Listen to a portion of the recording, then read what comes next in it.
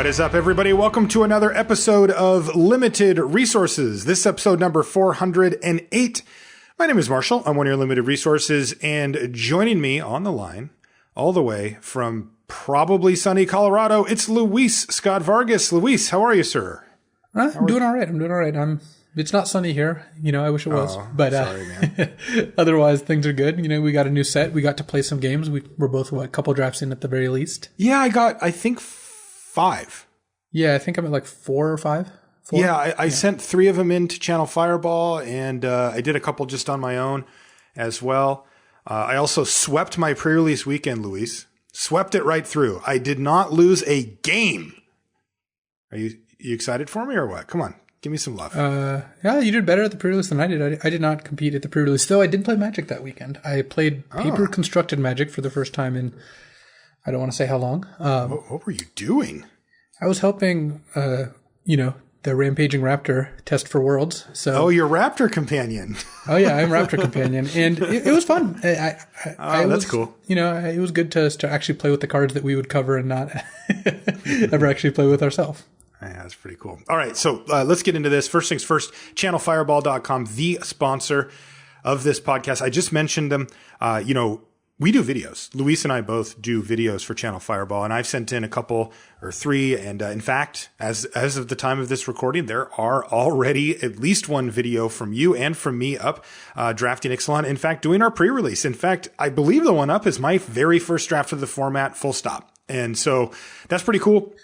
And yours is up too, right? Yeah. Yep. My first draft, it's the last time I'll make one particular mistake, which is passing the charging Monstrosaur, Rampaging Monstrosaur, the 5/5 trample haste for 5. So, the first pointer we've got for this format is just don't pass that card. Yes. I managed to avoid that pitfall and just smash people with that. That's our Mythic Uncommon of the set. I'm calling it now. Okay. Oh yeah, that's an early hot take, but a solid one. I wouldn't argue with you. We'll see how it goes, but yeah, good call on that. That card's stupid. Channel Fireball. You can go there to get anything you need Magic related, including awesome free content that I just described, like some of our videos, articles, that kind of stuff. But also, while you're there, you can pick up Ixalan. Once they're able to ship it to you, it'll be in the mail and on its way to you. That's sealed product. If you want to buy a box or maybe what do they call it, a bundle now? If you want to get, singles and that kind of stuff for your various constructed decks, you can go to Channel Fireball, get the pre-order in. You can do this well ahead, by the way, of the pre-release for next time, and they'll ship it to you once it's ready to go. And, of course, once you're done, this is a good time to kind of clean out the rares you've got. You can sell them back to CFB. They'll even give you a 30% bonus. For selling them back. That's something I think a lot of people don't realize is that pile of rares that you have from drafting that you're never going to make a deck out of and that's just going to fall off the face of the earth once it rotates out of standard. You can get money for that and you can turn it into more booster packs from Channel Fireball so that you can draft. Highly recommend doing that. It's kind of the circle of life when it comes to Magic. Magic's not a cheap hobby and you got to do what you got to do to make it work. Show's also brought to you by you. Via the Patreon. That's right. Patreon.com/limited resources is how you can support the show directly. So if these shows, the set reviews, the level ups, all the stuff that we do here on LR to help you improve at Magic, if you feel like it's helped you and you've gotten your value out of it, you can give back. And it's super easy to do. It's all on patreon.com/limited resources, including an explanation of how it works and everything. But just know you get some cool bonuses and you can set the limits and the amounts for however you want to make it fit your budget. You can stop anytime. It's not like some, big commitment or whatever. Okay. So today we are doing the rare and mythic rare set review show for Ixalan. We've already covered, last week we covered the commons and uncommons. This week we get to the big hitters, some of the cards that are really going to determine how your draft goes, because these are going to be some of the best cards in the set that you open. Before we get into it, let's talk about our grading scale overview. Luis. So we're going to start at the top with A. A's are bombs, game winners, and cards that are good in many situations, especially when you're behind. You're going to see a lot of rares in the A slot because this is the best of the best, and this is where you see cards like Glorybringer, Angel of Sanctions, or the Scarab God. Though actually, I think that it got officially inducted into the Limited Hall of Fame. So agree. More than an A. For the next grade, we've got Bs. These are cards that actively pull you towards your colors, headliners for a set, and go-to cards, reasons to be in a particular, in this case, tribe or set of colors, as well as solid removal. So you have cards like Desert's Hold, Ominous Sphinx, Burning Fist, Minotaur. Next up, we've got the C's. These are the cards that you get a ton of in Limited, the Pawns of Limited. They're interchangeable. You're going to end up with the bulk of your deck being them. These are cards that you just tend to play. They're fine cards, and you're not sad about it, but you're not super happy about it either. Cards like Aerial Guide, Firebrand Archer, and Haven of Enduring Hope. The D's are cards that are sometimes playable, but you prefer not to run them. When you've got a bunch of D's in your deck, you know you did not do a great job. Yeah, these are cards like Dutiful Servants, Defiant Kenra, Aven Reedstalker. And the F's are the cards that are virtually unplayable in all scenarios. And these are cards that you're going to find a lot of in the rare set review as well, just because rares are more likely to be very niche or super constructed, only. In fact, one of the first white cards, for example, is going to be that. Mm-hmm. Next, we have sideboard. Not a whole lot of rares in the sideboard category. These are cards you board in against specific types of cards, but they're too narrow to make the main deck, like artifact removal, enchantment removal. And lastly, we have build-arounds, cards that you need to make some effort to be good. You will find a number of rares in this category. So these are cards like Imminent Doom is a build-around. Yeah, and also was a rare too. So, all right, well, let's get into it. We're going to be starting off this time around with green. And that means we start off with kind of a big, nasty, scary one. Is called Carnage Tyrant. It is 4 green for a dinosaur mythic rare. It's a 7/6 that can't be countered, has trample and hexproof. Yeah, Yikes. This is essentially a slightly better scaled behemoth that's also mythic. Yeah. But, the addition of trample does do big things. 7/6 is actually worse than 6/7, in my opinion. But I think so too. Getting the can't be countered clause is nice. In Limited, that doesn't actually matter a whole lot. There's just not a ton of counter spells floating around in general. What's nice about Carnage Tyrant, though, between hexproof and can't be countered, when you tap out for this on turn 6, you just know things are going to go fine. Yep. There's just nothing your opponent can do. They can't bounce it, they can't kill it, they can't counter it. And next turn when you attack, they're probably going to have to double block, and if you have any sort of combat trick, you're just going to run them over. Yeah, that's right. And even then, there's a couple of cards that common and uncommon in the set that reduce the cost of dinosaurs, not to mention another couple of cards that can power this out on turn 5 just through normal mana ramp, manipulating your lands or whatever. And the earlier you get Carnage Tyrant down, the less chance they have to even have the option to throw that block on. And it gets even worse for them because, come on, if they take 2 hits from this, how are they winning that game? It's going to be very difficult. It also works really well with the multiple fight cards in the set, Pounce and Savage Stomp. Oh, yeah. Because you just know nothing's going to go wrong. So this is a bomb. It's not the best of the best. I'm really torn between B+ and A-. I'm going to go A-. I think you're just going to take this card and you're going to cast it and it's going to be good. The fact that nothing can go wrong is nice. But if you're getting really beaten down, this doesn't save you. It doesn't stop flyers. And it costs 6 mana. I still think it's an A-, but this isn't like a Windmill Slam A+ by any stretch. Yeah, I agree with everything you said. Raw power level alone, A-, but it doesn't quite fill that A to A+ range. Carnage Tyrant gets an A-. Next is Deathgorge Scavenger. This is a much smaller dinosaur. This is 2 and a green for a 3/2. It's just a rare dino. Whenever it enters the battlefield or attacks, you may exile a card from a graveyard. If a creature is exiled this way, you gain 2 life. If a non-creature card is exiled this way, then the Deathforge Scavenger gets +1/+1, but just until end of turn. This is a kind of like weird Graveyard Explorer thing. Mm-hmm. Yeah. So this card seems fine. This is not much more exciting than just a playable, though, because what's going to happen a lot of the times is you're going to play this and gain 2 life if there's a creature. Next turn, you're going to attack as a 4/3. It's not permanent. It's not counters. That would be really exciting if it were, but this is not a card that makes me jump out of my seat. It is a fine card. You'll always play this if you're green, but it's worse, I think, than like a good removal spell. Yeah, I agree. So, I think it straddles the C+ B- range. Yeah, exactly. Which it isn't the type of thing that you're, like you said, you don't look at it and you're not just like, yes, windmill it. Like where if you get a Carnage Tyrant, you're going to be pretty excited. Deathforge Scavenger, though, is definitely down in the trenches, comparable to some of the other uncommons in the set, I would say. And, I would probably lean towards B- just because it does have enough utility. Yeah. A 4/3 is a good attacker. As a 4/3 or gain you 4 life, maybe you play it, gain 2, next turn attack, gain 2. So yeah. I'm going to give Deathgorge Scavenger a B-. Deathgorge Scavenger B-. Next is called Deeproot Champion. This is a kind of interesting take on a type of creature we've seen printed a few times in Magic's history. It's 1 and a green for a Merfolk Shaman. It's rare. It's only a 1/1. And you're going to be pretty disappointed. Vanilla Test fans are going to be like, what it says, whenever you cast a non-creature spell, you put a +1/+1 counter on it. This card seems fine. It's almost in the realm of a builder now. Like, I wouldn't say this is a whole engine for a deck, but it's more like if you've got 7 or 8 spells in your deck, you'll probably play this card. And it works quite nicely with some of the instances in the set. Like River Herald's Boon is a card I'm really high on right now, for example. The one that gives a counter and then another counter to a counter for a Merfolk. Yeah, I think it was high on it in the set review, but I'm even higher on it now. Yeah. And it is quite good with the Deep Root Champion. My guess is because Merfolk also is such a tempo-oriented deck, this is just going to be good in those decks already because they have a lot of combat tricks and they want 2-drops. So I'm going to give Deep Root Champion a C+.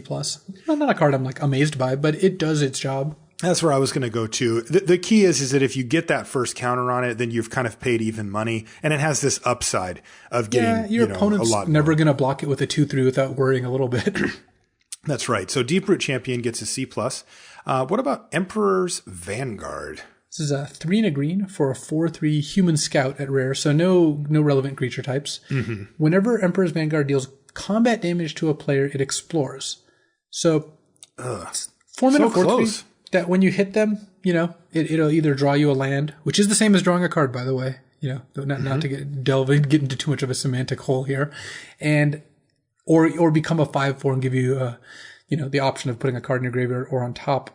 Yeah, the thing I don't like about this is that it costs 4 mana, so your opponent's basically always going to have the chance to put something down that can get in the way. And then the 3 toughness bothers me too. Because that is quite easy. Yeah, 3 damage effects, and also just, 2 creatures can block it. There's a bunch of 3/2s and whatnot in the set as well. Totally. 3/1s. 3/1, yeah. I still think you're going to be happy to play Emperor's Vanguard. Again, not a first pick. It's very similar to the Deathguard Scavenger. I'm going to give Emperor's Vanguard a B-. I think you're right that it's similar. It's C plus to B- range, and I'm actually going to go C plus on the Vanguard. I'm really not that excited about it. People wanted us to disagree more, so we'll have this sharp disagreement here. It's funny. I know that there's some podcasts and shows where people disagree on purpose, just to make it I'm going to take this side and you take. But we just don't roll that way. It's not really our fault that we're both just right about everything. On that note, let's move to Growing Rights of Itlamok. This is 2 and a green for a legendary enchantment at rare. When it enters the battlefield, you look at your top 4 cards. You reveal a creature among them, put it in your hand, and put the rest in the bottom. And then at the beginning of your end step, if you control 4 or more creatures, it transforms into Itlamok, Cradle of the Sun, which is a land that taps for a green or taps for a green for each creature you control. I think that's Gregory, by the way, in the picture. Yeah, that just might be. Yeah. So what is it? Yeah. So basically, this is 3 mana for 4-card impulse for just creatures, which by itself, that's not good enough. No. You would basically never play that card. Right. And the upside is that if you have 4 more creatures, this becomes a land that then produces 4 mana. That's a pretty significant upside, but whether it's worth taking a turn off, I really don't think it's going to be most of the time. I have had the option of taking this card twice, and while I was in green, neither time was I interested in it really at all. Yeah, it's funny. I've played with and against this card now multiple times. For some reason, it's just popped up a lot. We had it in our 2-headed giant pool that Adam and I did. He had it in his deck. It's awkward, right? Because you're trying to get to 4 creatures, and this often replaces itself with the creature. But the problem is it's not a creature itself, and you're taking a pretty large amount of mana in 3 to basically just spin your wheels. You're not doing a whole lot during that stretch. The one upside you get is that you are digging through your deck if you have bombs to help get you closer to those or give you a better chance of drawing one of them. But that's a lot to pay for 3 mana. That's just a very steep cost. And a lot of time, by the time you get it flipped, you've emptied your hand. And yes, the Cradle will tap for a lot, but you need somewhere to spend it to make that really powerful. And just casting the next thing you were going to cast anyway doesn't cut it. You need ideally repeatable mana sink, right? A thing that you can dump this mana into multiple times. And that's a lot. We're talking about, we talk about setup cost on the show and how finicky it can be. And Growing Rights of Itlamok has a pretty high setup cost. It's very finicky. Yeah, so what you're saying is the Cradle won't rock. It won't mock, as it were, yeah. I am not in love with this card after having seen it in play multiple times. I think it's fine, but I would do this, in retrospect, I would do the same thing that you did, which is that I would take it later if it came around and I wouldn't prioritize it. Yeah, I think Growing Rights of Itlamok is a D. Yeah, I'm going to go C-. I like the upside if you have a place to put the mana. I like that. That is powerful stuff, right? It's asking a lot. Okay, what about Old Growth Dryads? You've had a bit of a run with this card. Green for a 3/3 Dryad at rare. 1 mana for a 3/3. Hello. When it enters the battlefield, each opponent may search his or her library for a basic land and put it into the battlefield tapped. So, in my written set review, I give this card a 0. The lowest possible grade. I'm going to do the same here. It's an F+, which, as we have established, is the lowest possible grade. That's right. It's an insult. And so why not? What's the use case for this, basically? So turn 1, I go Forest Old Growth Dryads. What's wrong with that? What happens? Well, I have 2 mana on my turn 1. Maybe I play a 2-drop, maybe I don't. Next turn I take 3, and then my 3-drop is almost assuredly going to be able to trade with this or block it, like a Sailor of Means blocks it. The Dagger Tooth trades with it, the 3/2 that gain 2 on Rage. Like, there's just too much that can go wrong, or they bounce it, and just accelerating your opponent by 1 is really bad. So this isn't good on turn 1. I think that playing this on turn 1 will cause you to lose the game way more often than anything else. Okay. The upside may be like playing this on turn 4 alongside a 3-drop when your opponent's got a low curve deck. So I could see against an aggro deck siding this in because you just have a relevant play in the middle of the game. So realistically, this gets like a sideboard D grade, but I think part of the reason of giving F is just you really want to discourage people from putting this in their main deck. I just don't think it's going to work out. This is just a card that costs you too much if you're trying to go for it. Yeah, I think it's terrible too. So I like F+ for Old Growth Dryads just as a way to post a sign that says do not play. Next is called Ripjaw Raptor. This is 2 green for a dinosaur at rare. It's a 4/5, which I like that a lot. A 4 mana 4/5, that is some beef. And it's even got an extra ability, Enrage, draw a card. So whenever it's dealt damage, you just draw a card. This card's a pretty easy A. It's just great stats, great ability. It's great with fight cards. It's just gross if you just have Pounce or Savage Stomp. And your opponent's going to have to deal with it, and you're going to end up drawing a card. So A for Ripjaw Raptor. Yeah, I like that card a lot. Next is called Shaper's Sanctuary. It is green for an enchantment. It's rare. It says, whenever a creature you control becomes the target of a spell or ability an opponent controls, you may draw a card.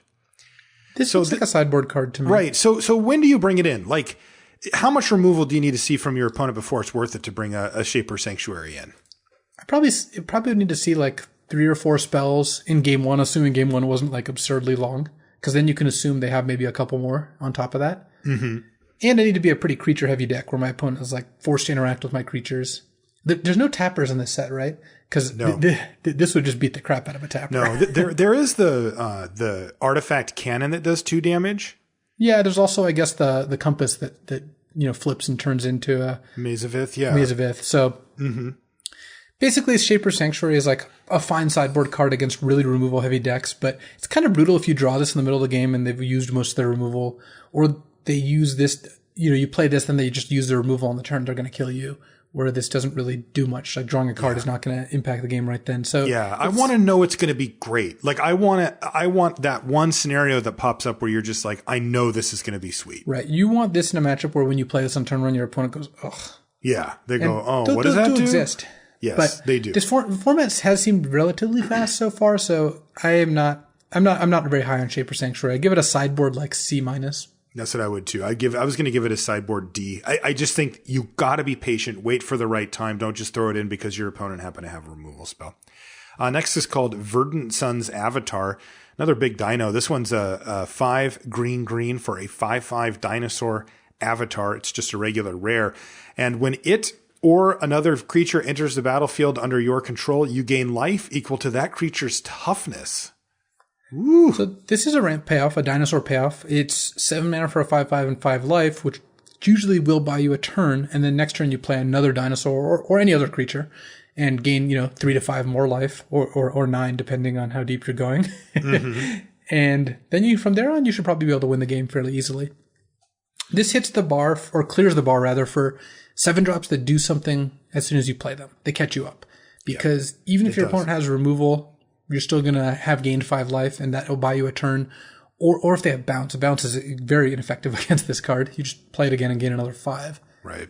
So That said, it doesn't have that bomb feel to it. A 5/5 No. for 7 mana doesn't make you think like, oh, I got to have this. It's like you said, it's a fine ramp payoff, but it's not like this super desirable card. yeah, if you're playing against like a mid-range or controller's deck, you play this, they go contract kill and kill it.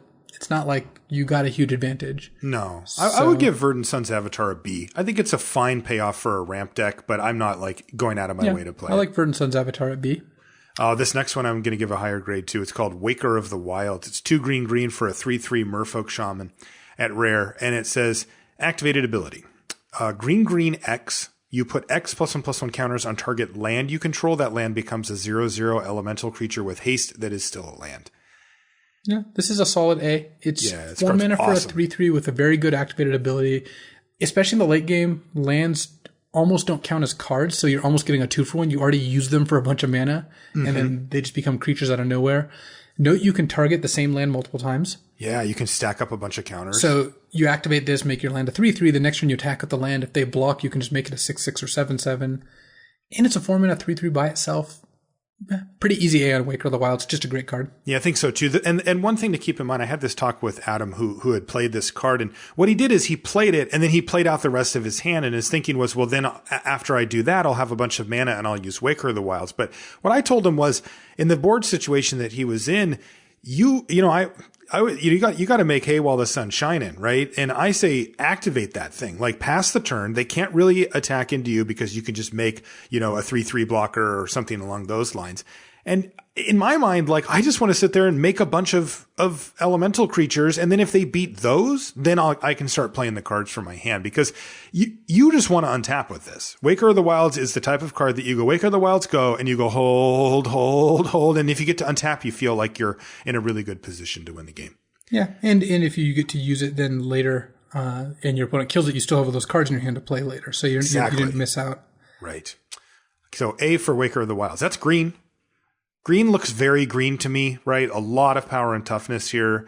5/5, 4/5, 7/6. And then, the Waker can make a whole bunch of it. And then some kind of cute cards in here too. Those, by the way, the two rares that feel like uncommons are pretty unimpressive. The Emperor's Vanguard and the Death Gorge Shaman. Or Yeah, Scavenger, but they're still playable. Yeah. I'm not saying they're bad, but I want a little more punch out of my rares.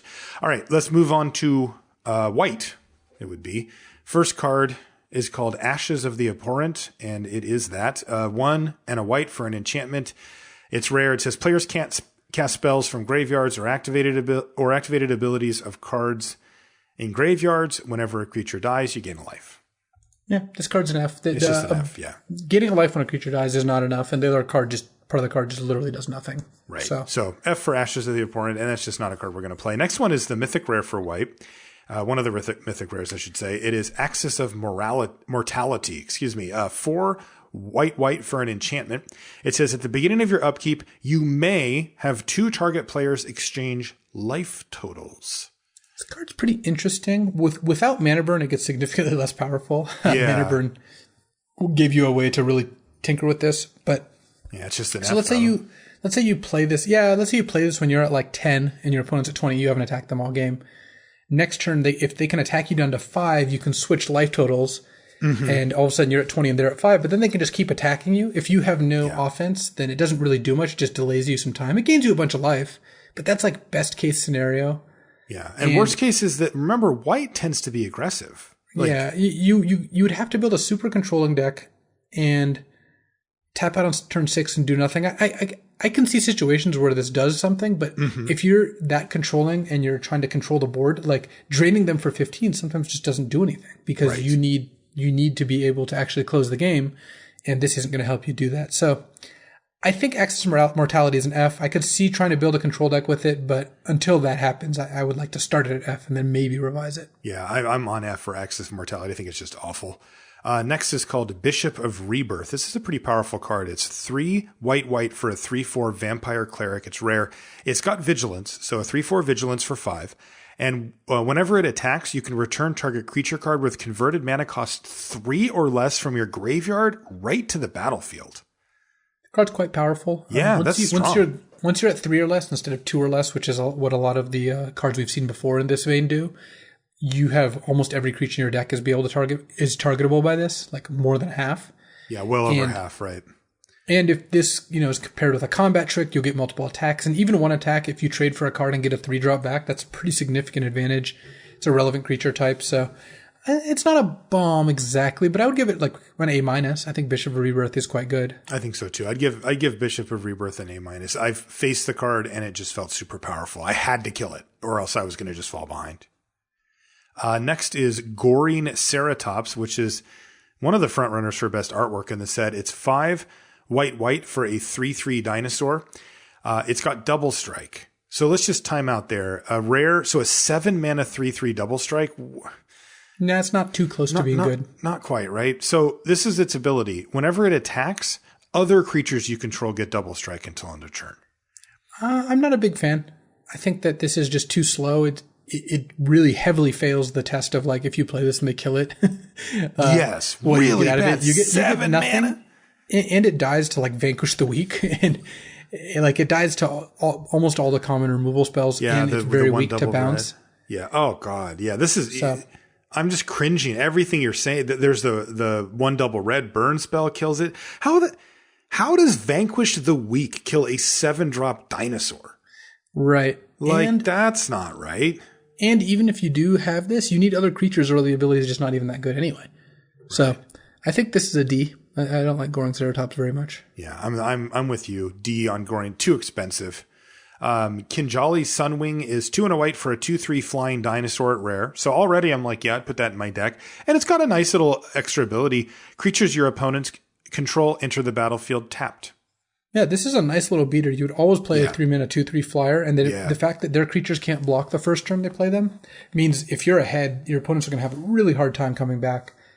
So I would give Kinjali Sunwing a B+. It's just a very solid card, and I would always play it even in a control deck. Yeah, I was just going to give it a B, but whatever, same difference. Kinjali Sunwing, B/B+, very solid. It really asks not that much of you. Next is called Legion's Landing. This is kind of an interesting one. It's one of these legendary enchantment double face cards. So it's white. It's rare. Legendary enchantment, and it says when it enters a battlefield, you get a 1/1 white vampire creature token with lifelink. So one of those little life-linking vampires. And then when you attack with 3 or more creatures, just any type, you transform it, and it becomes Adanto the First Fort, which is a legendary land that taps for white mana. Or you can pay 2 and a white, tap it, and you get a 1/1 white vampire creature token with lifelink. I've actually played with this card, and I think it's decent in a vampire deck where you have other vampire synergies, like Anointed Deacon giving +2/+0 at the beginning of combat to like the vampire token. Mm-hmm. Making it also a real creature, yeah. If you have 3 creatures in play, you can just play this attack and flip it immediately, which is pretty nice because if you get a 1/1 and a land, even if that land just tapped for mana, that would also already be kind of interesting. Mm-hmm. Especially since like you get it for free because it just flips immediately and gets you that white mana back. That's right. And then paying 3 plus the land to make a 1/1 with lifelink, it makes it very hard to kill you, and you build up a little squad. So I like the card in aggressive decks. It's quite bad in mid-range or control, but in aggressive decks, I think Legion's Landing will pull its weight, which makes me want to give it like a C+. Yeah, I was thinking C+ for Legion's Landing as well. I'm not super thrilled with paying effectively 4 mana, tapping 4 lands to make a 1/1 every turn. That's fine. You'll do it, but that isn't mind-blowing stuff. So C+ for Legion's Landing. What about Mavrin Fine Dusk Apostle? So I think it's Mavrin Fane, but Mavrin Fane? Oh, no, that's German, though. Fine. Anyway, go ahead. Oh, I see. Yeah. In any case, 2 and a white, 2/2 legendary vampire cleric at rare. It says whenever 1 or more non-token vampires you control attacks, create a 1/1 white vampire token with lifelink. So again, this works the turn you play it. If you've got another vampire, it doesn't like stack where the tokens don't make other tokens, but if you have one other vampire, you can play this and get one immediately. Then, of course, when he attacks, he'll make a 1/1. Right. You only get 1 per attack step. Don't think that you get a 1/1 per attacking vampire. It is just you get 1 if that happens. But still, that's pretty powerful. If you get a 3 mana 2/2 that comes with a 1/1, that's already pretty good. And the fact that it's repeatable, I think Mavrin Fane is a B. A B. I agree. Mavrin Fane gets a B. That's a pretty good card. It's fine, right? Yeah. It's fine. Priest of the Awakening Sun is next. This is white for a 1/1 human cleric at rare. At the beginning of your upkeep, you may reveal a dinosaur card from your hand. If you do, you gain 2 life.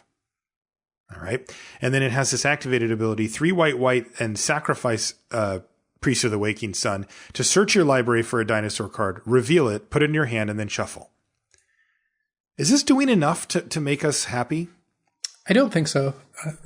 Basically, if you're playing against an aggro deck and you play this, I think it is good enough. Assuming it's on very reliably, because... Gain 2 life a turn? 2 life a turn is a powerful ability, but you do have to keep a dinosaur in your hand, which means that in the middle or late game, you might have the situation where you want to play this dinosaur, but you just can't, or you'll stop gaining 2. And paying 5 mana and sacking this to get a dino is also not a great deal. This looks to me like a sideboard card against aggro, and not even a particularly exciting one. It's a lot of mana. 5 mana to go search up the dinosaur? Yeah, I'm not big into Priest of the Awakening Sun. I'm not either. I would say a D. Yeah. I don't know. It looks like sideboard D. Sideboard D for Priest? Okay. Yeah. What about Sanguine Sacrament? Yeah. This is X white for a rare instant. It says you gain twice X life. Whoa! You put Sanguine Sacrament on the bottom of its owner's library. So my plan with this card is to deck my opponent by just casting this every turn when you have no other cards in your library. Yeah, sure. and you have all your lands out, so you're gaining 20 or 30. 30 a turn. Yep. Yeah. So 17 lands, 30 a turn. 30 a turn. I think this seems bad, right? Realistically, Sanguine Sacrament's an F. It's a fun idea, but it's just not going to happen that way. You're just going to cast this, gain 8 or 10 life for a lot of mana, and then put this on the bottom and never see it because the game won't last that long. Yeah, I'd give F for Sanguine Sacrament. Settle the Wreckage. This is a super path to exile. So it's 2 white for an instant rare. It says exile all attacking creatures target player controls. And then that player may search his or her library for that many basic land cards, put those onto the battlefield, tapped, and shuffle. Yeah, this card's good. Is this good? Like, the dream, right? You think of right away is, they're going to attack me with 6 creatures and I'm going to settle the wreckage and I'm going to get them. But what's a more realistic use I think case nabbing 2 creatures on turn 6 or 7 is pretty good. Because this costs enough mana that, first of all, in the early game, on turn 4, turn 5, I guess that's the mid game, you reveal a lot more by just leaving 4 mana up. Your opponent's not going to just run into this, at least not once the set's been out for a couple weeks. Mm-hmm. And it hurts a lot more if on turn 4 you kill their 2-drop and 3-drop, but give them 2 lands, then they play a 6 or a 7. That's pretty bad for you. Next turn, because it is tapped. Right. But in the late game, the lands aren't that helpful. Yes, thinning their deck is a thing, but they should be able to cast all their spells anyway. And you might snag more creatures because it's more concealed that you have this. Not an amazing card. I don't think it's a Windmill Slam Bomb like people seem to think, but I think Settle the Wreckage is a B. It's going to be good. Also, the turn you leave it up, you're just not taking combat damage. Whether they don't attack you, whether they attack you with 1 instead of 2, whether they attack you with everything. You're going to get at least a turn out of it. Yeah, and we have seen, by the way, in the format, there's a few, the Vampire deck wants to go wide, right? And so there's a pump spell for them. There's also the Dinosaur Mass pump spell, the 2 and a red. And there's also multiple ways in blue to tap down opposing creatures, including a rare we're going to talk about. There's the uncommon that taps down all of them, and then there's the common that taps down 1. Those are situations that pop up and that people go, attack you with everything. That does actually happen in this format. So Settle the Wreckage even gets a little bit of a bump up from that. So I like B for it as well. I think that you're actually going to get to blow some people out with it occasionally, which normally that type of card never really gets to do that. Tocatli Honor Guard is 1 and a white for a 1/3 human soldier at rare. Oh, that's right. I named this one the Fun Police.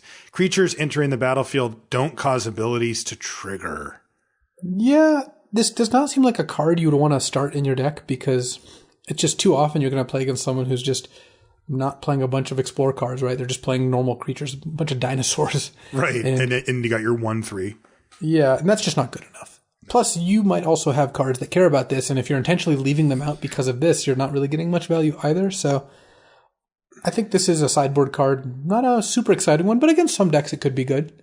So I think it's like a sideboard C. Yeah, I was going to go sideboard D. Look, like you said, it affects your creatures too. So this situation that comes up that you don't get hit by it and it really hits them hard is going to be very rare, right? It's just not going to come up that often. So Tocatli from me gets a sideboard D, sideboard C from Luis. Last white card is called Awakening Sun's Avatar. It's 5 white for a 7/7 dinosaur avatar at Mythic Rare. And it says when it enters the battlefield, if you cast it from your hand, destroy all non-dinosaur creatures. Boom. First of all, I don't know why it looks like a moose on the art. Wait, that does look like a moose. Wait, what? It's just a moose.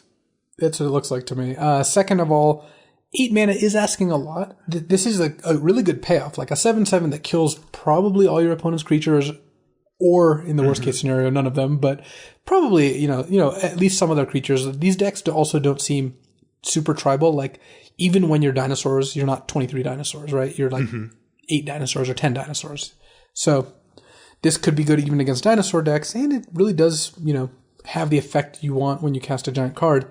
Problem is 8 mana, especially in white, just doesn't seem like it's got a place. I don't see playing this card very often. I don't think I would first pick it. The thing that I have a problem with, because at first I thought, well, you know what? We do end up with treasure in this set, and that can give you that sort of one-shot potential to cash in 2 treasure plus your, 6 lands and get your 8 drop down, but not in white.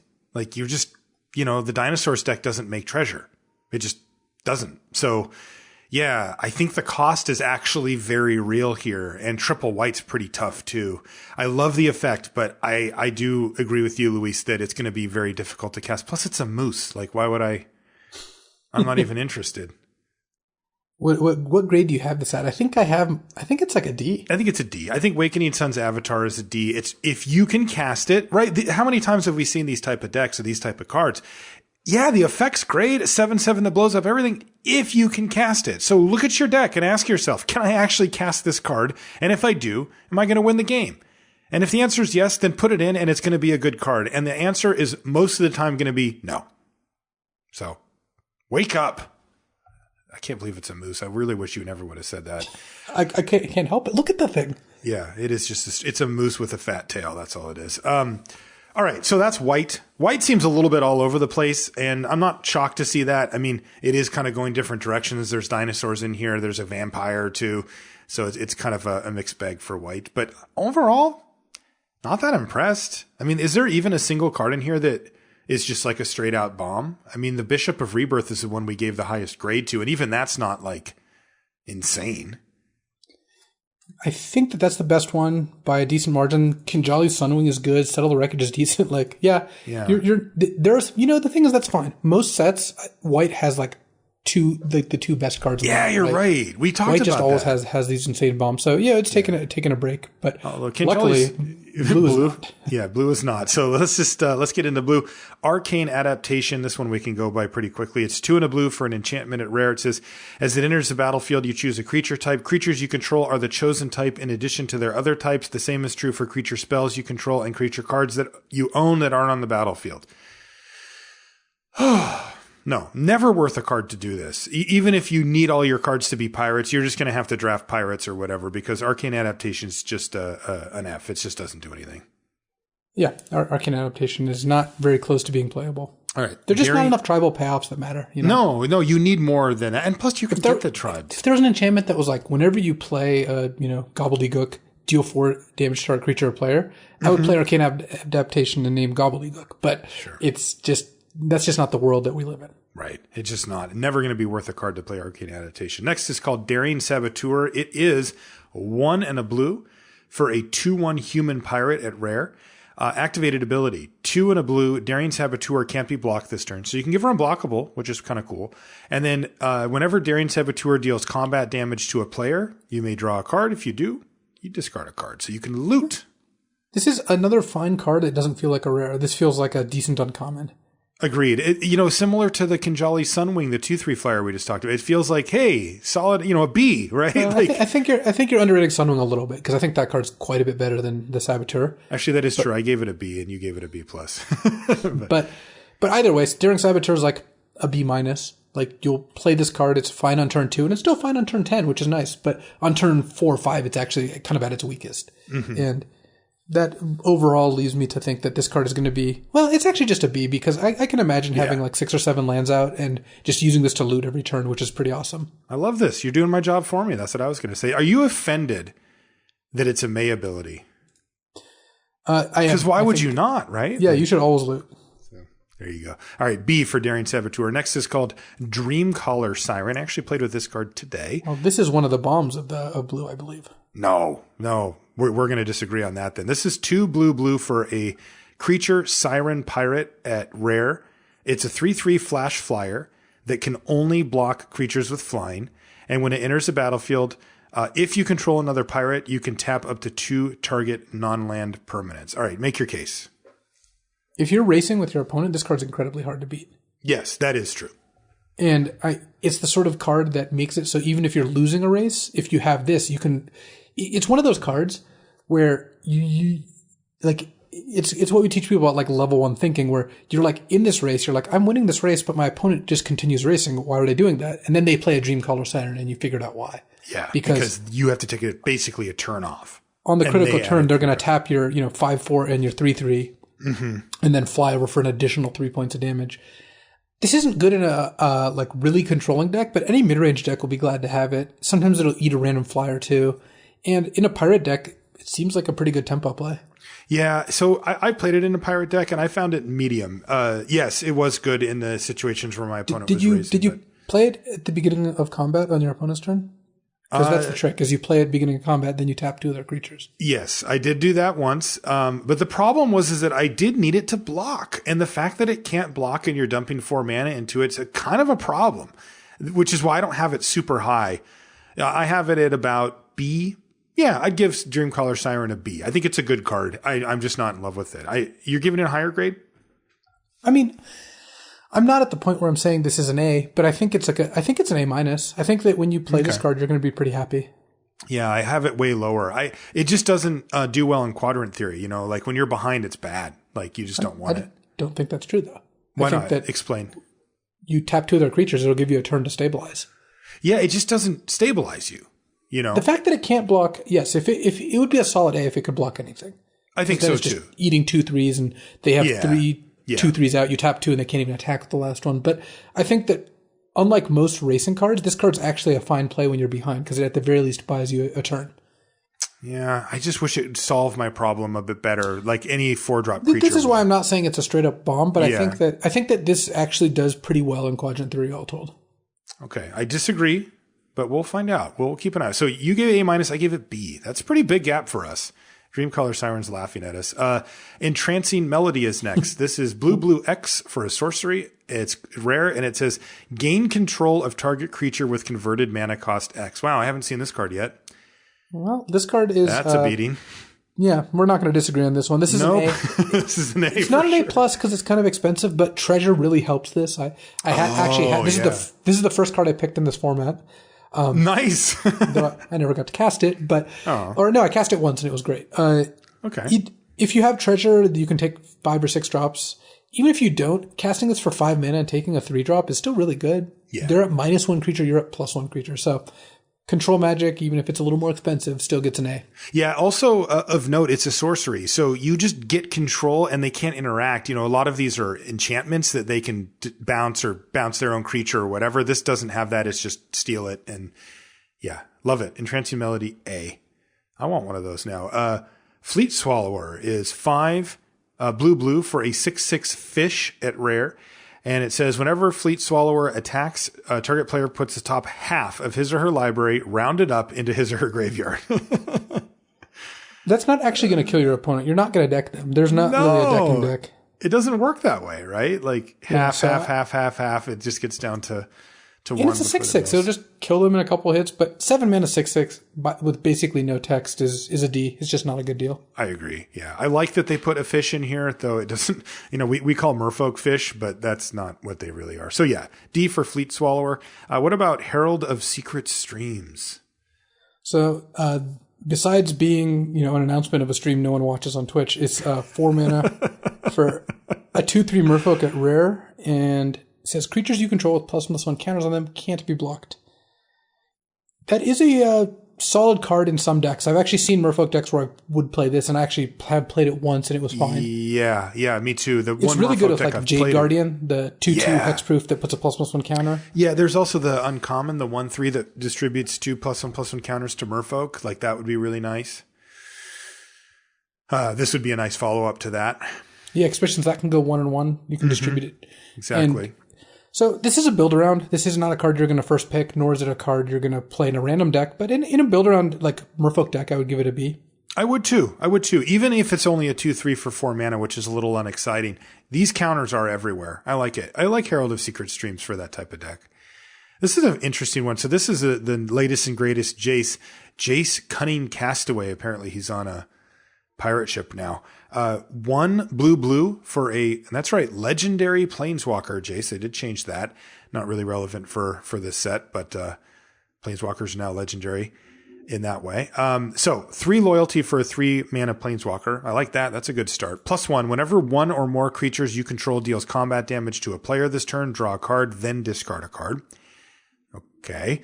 -2, this is the important one in most Planeswalkers. Create a 2/2 blue illusion creature token with, when this creature becomes the target of a spell, sacrifice it. And then -5. I'm not sure why the 2/2 needed a drawback, but I guess it's for theme. Yeah. And then the -5, so the ultimate here is you get 2 tokens that are copies of Jace Cunning Castaway, except they're not legendary. What the? So he goes away, like... If you -5 him with 5 counters, you get 2 Jaces on 3. And they both can coexist at the same time. And if you do it with 6, you can keep all 3? Yeah, you can have a bunch of Jaces, just like a whole Jace party. I mean, how good is this? I actually had a chance to play against it, and I just kind of handily smashed it, to be honest. Like, it didn't really do much. It's, I think, okay. It's not the kind of Planeswalker that you think of when you think of a quote-unquote Planeswalker bomb, right? Like, this is not, an Elspeth or whatever. Because when you play Jace, if you're behind, it makes a 2/2, and then your opponent just hits it with a flyer and it's dead, or they kill your 2/2 with anything, and then just attacks with their 2/2. If you're ahead, this card is pretty good.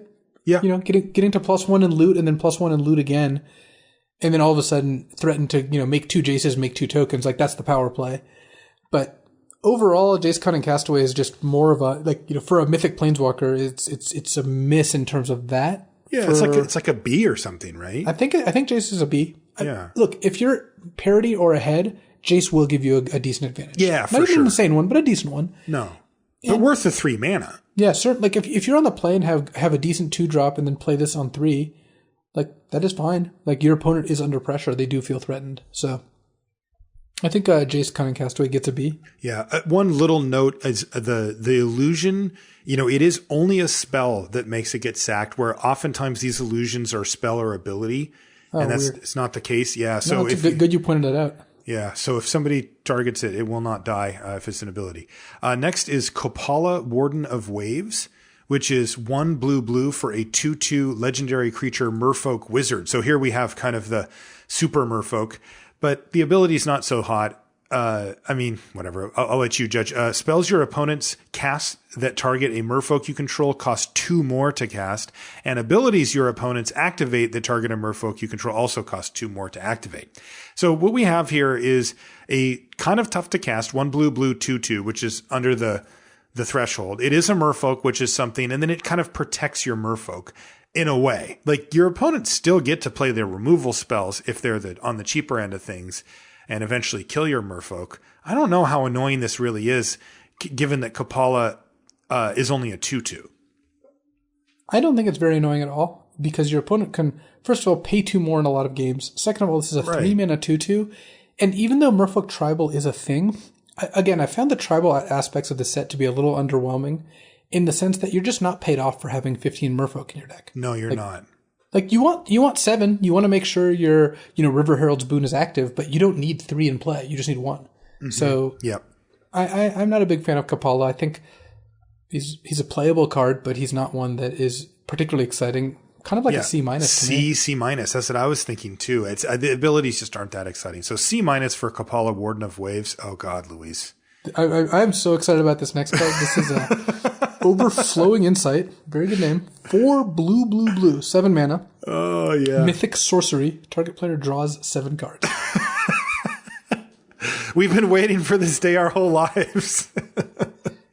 Look, now we actually have to look at this in the mirror and say, is this good? Like, I'm going to straight up say that this is a D. Like, I think I'm so sad. I think that you're just not going to be able to play this card very much. Blue actually seems aggressive in this set. Yeah, it is.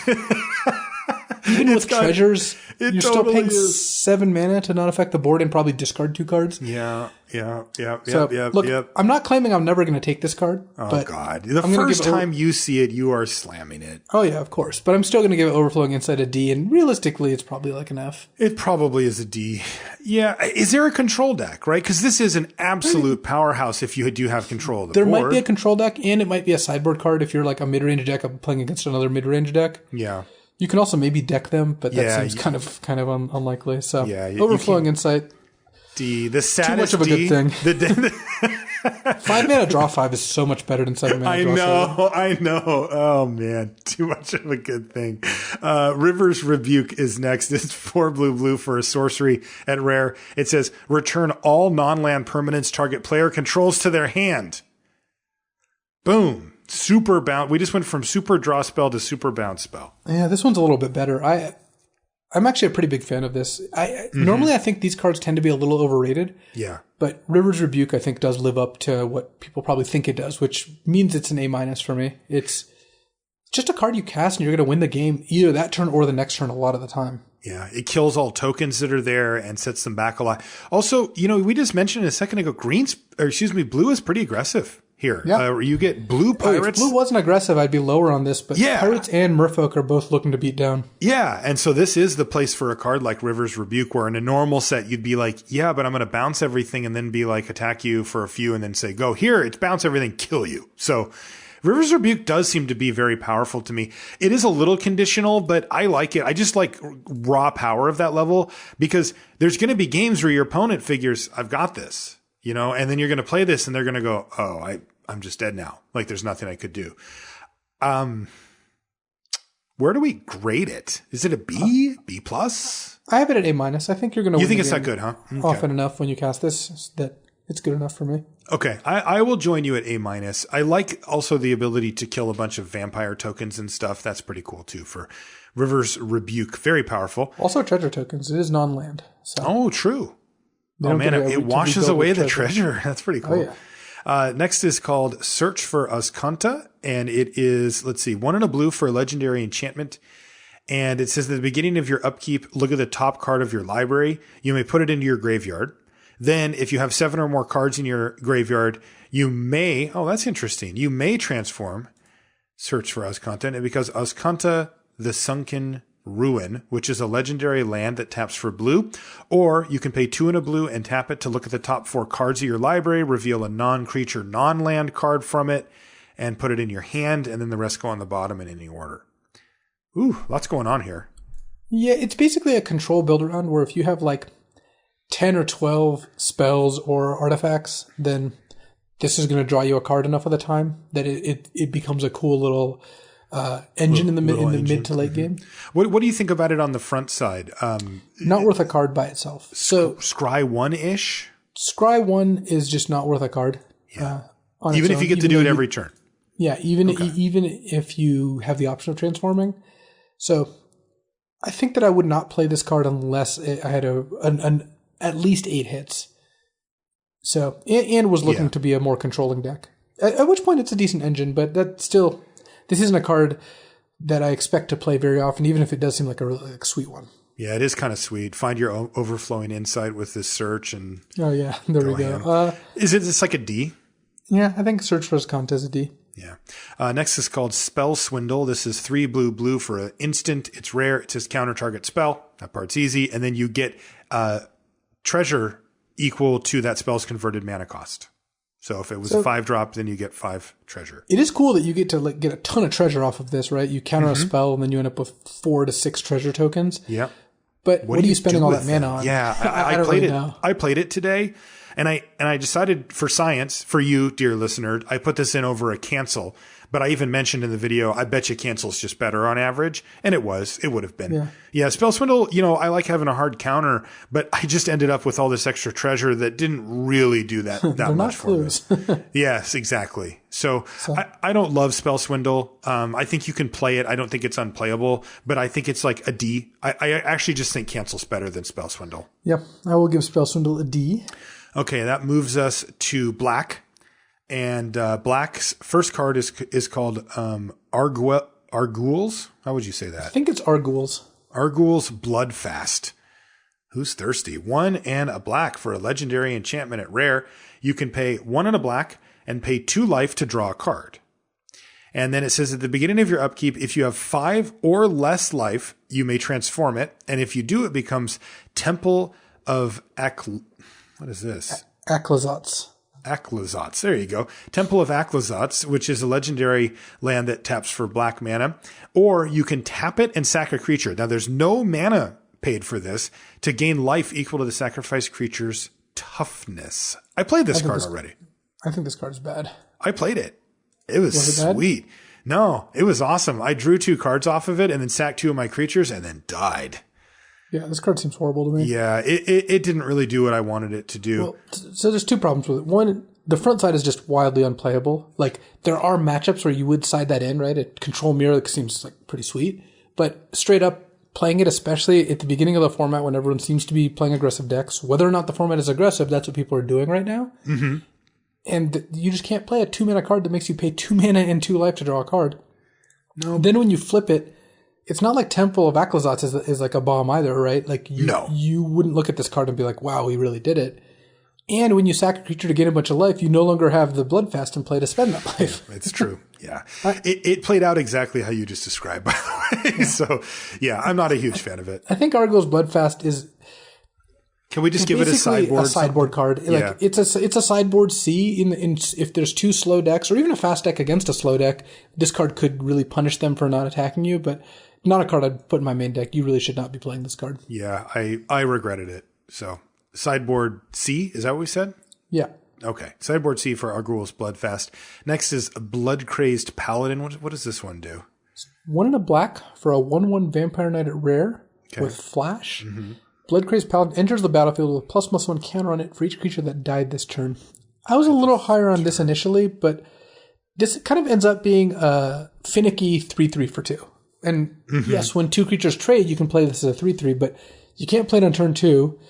And you probably can't play it on turn 3 or 4 all the time. Sometimes you will be able to, but the dream of it being like a 4/4 or a 5/5 is just not going to happen very often. No, and the other thing is that when I first read it, I put this in my 2-headed giant deck, and I actually took it out because it just wasn't doing what I wanted. When I see flash and a creature that could be potentially big, I think I'm going to ambush one of my opponent's creatures. You can't. Like, how does that work, right? If you attack them and they trade and you play it, well, then they know it's there. And if they're attack you with 3 things, well, if you flash this in then it's just a 1/1. So getting that extra oomph of saying, well, I ate your 3/3 with my Blood Crazed Paladin is just not going to happen with it. And all of that being said, my big payoff is I might get a 5/5 on turn 7, 8. Yeah, some pretty late turn. Right. And that's my peak scenario. That's where I'm super stoked. I'm off it. I think Blood Crazed Paladin's just not very good. I would give it a... I agree. I don't think it's a D, though. I think it's a C. I just don't think it's a rare, right? It's not a rare in the sense. I'm going to go C-. All right. Well, I'll just say C on Blood Crazed Paladin. Okay. Yeah. And I agree. It just doesn't live up to what we'd want for a rare. Boneyard Parley. What does this one do? It says 5 black for a mythic sorcery. Mm-hmm. Exile up to 5 target creature cards from graveyard. So this is both graveyards. So you have your pick of both graveyards. You exile 5 creatures. And your opponent divides those into 2 piles. You put the cards from one pile of your choice onto the battlefield and the rest back in the graveyard. Oh, weird. Okay, so they kind of mash together some ideas from different types of cards. Yeah, it's graveyard or fiction, something like that. Yeah. And it's up to 5, so you can cast this with fewer than 5, though obviously it's much weaker when you do. So if you cast this... And it's any graveyards? It's both graveyards? You look at both graveyards. So if you cast this and there's 2 good creatures and 3 bad ones, you get a good creature and 2 bad ones probably. Mm-hmm. Because they split the 2 good creatures and then they put 1 bad one on one side and 2 bad ones on the other. That's pretty good for 7 mana. You might get a 4-drop and 2 2-drops, and if it's late enough, you might get a 6-drop and a 3-drop. Yeah, for sure. I think that this card is worth 7 mana if you can build a deck that reliably gets to 7 mana, preferably with some kill spells. It works nicely with contract killing. Yeah, that's great. And also it works beautifully because of the treasure, right? That makes sure that you can actually cast a 7-drop, where there's some games without treasure where you don't get to. Yeah, this actually seems like a fine place to put your mana. I mean, yeah, it's got a bit of a setup cost, but the fact that it's expensive doesn't really hurt it so much because you want to cast it later in the game anyway. There's nothing in the graveyard early. So, and also if you have it in your hand, you can trade off more liberally, knowing that I'm going to get 2 or 3 creatures back out of the deal here. 2 or 3 creatures for 7 mana is pretty good usually. I think the Boneyard Parley is going to be worth it. Yeah, I think it's like a B. It's not a bomb, yeah, but I would give Boneyard Parley a B, and I'm excited to play this card. This is one I think will be pretty sweet to play with. That is a really cool design, yeah. What does Deadeye Tracker do? This is black for a 1/1 human pirate at rare. Okay. And it has 1 and a black, tap. Exile 2 target cards from an opponent's graveyard. Deadeye Tracker explores. I like this card a lot. Really? I think that it's just...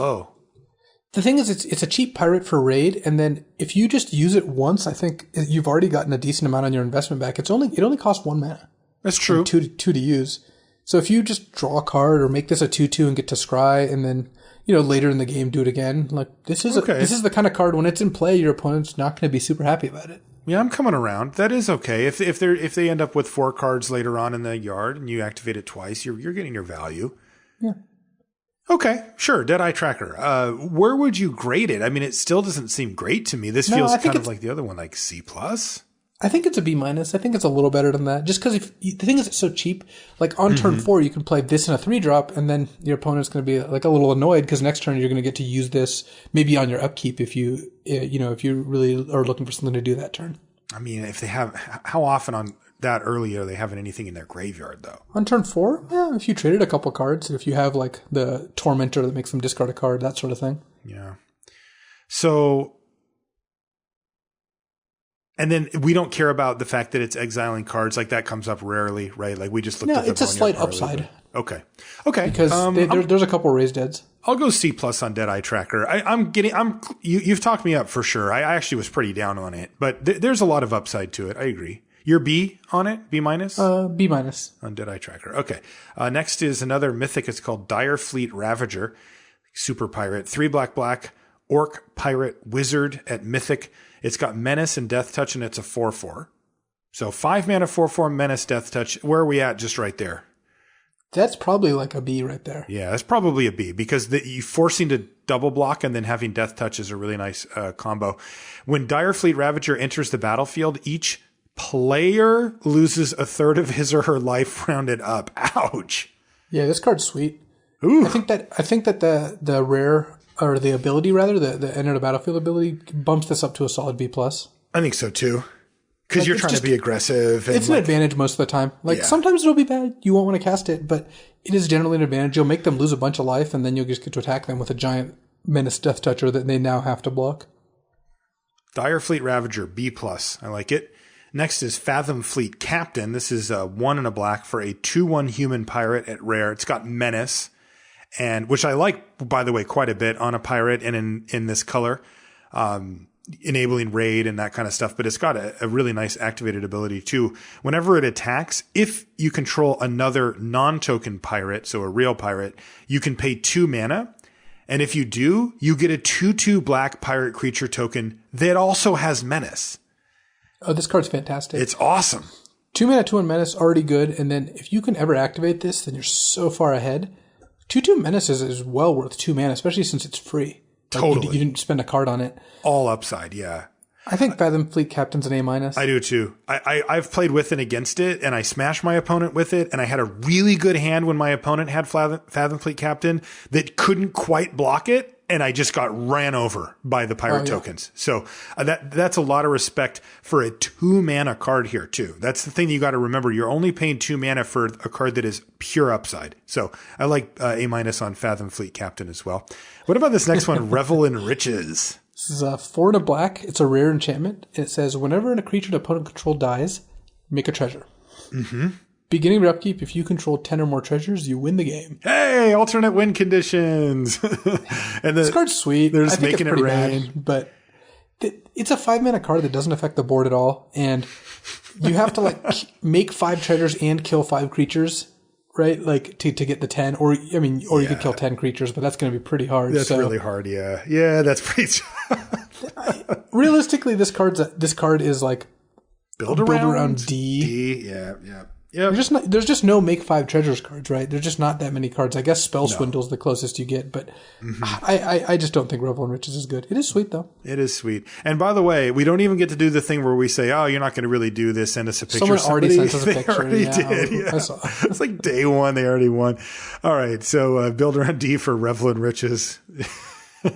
Sorry, Revel in Riches. We like you though. Ruin Raider is next. What does Ruin Raider do?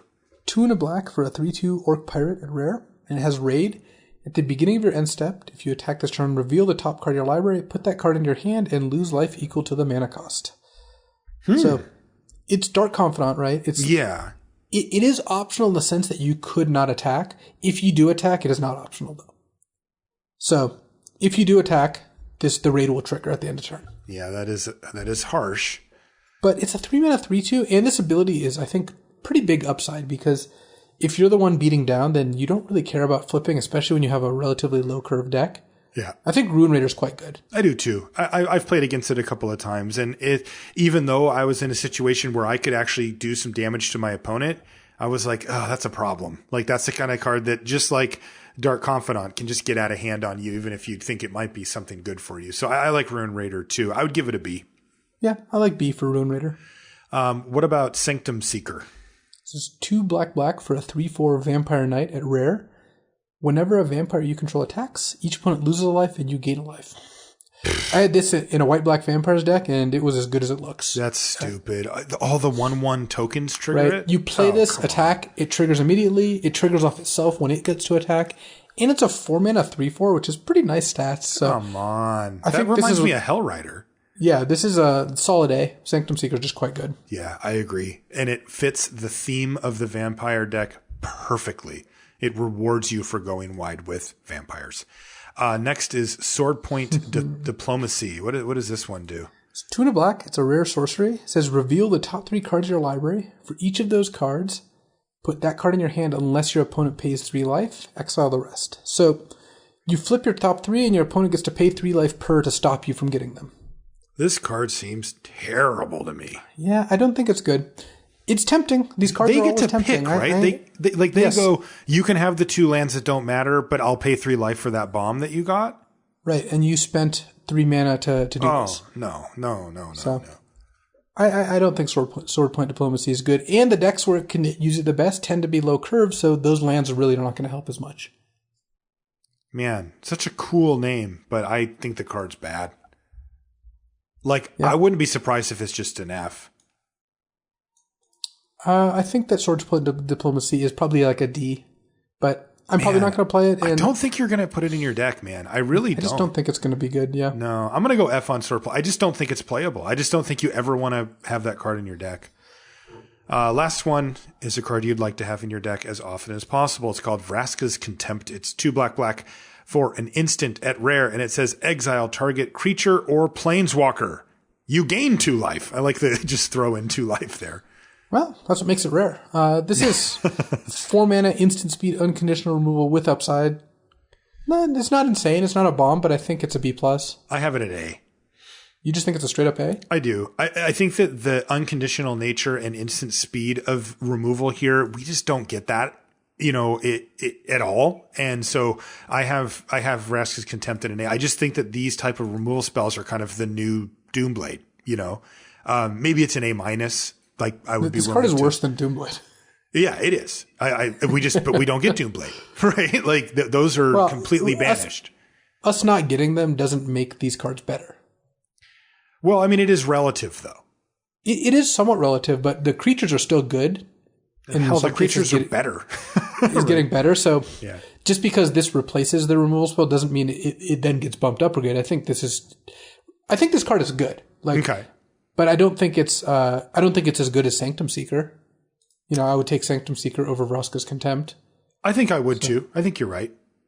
It's not by much.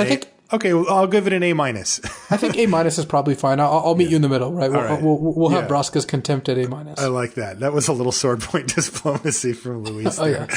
All right, that moves us to red. And by the way, black looks pretty cool too. I like the feel of it, but some of the cards really fell flat. First red rare is called Ongrath's Marauders. It's 5 red, a 7 mana red pirate of all things. And they are a 4/4. So 7 mana 4/4 pirate. I'm already like, no.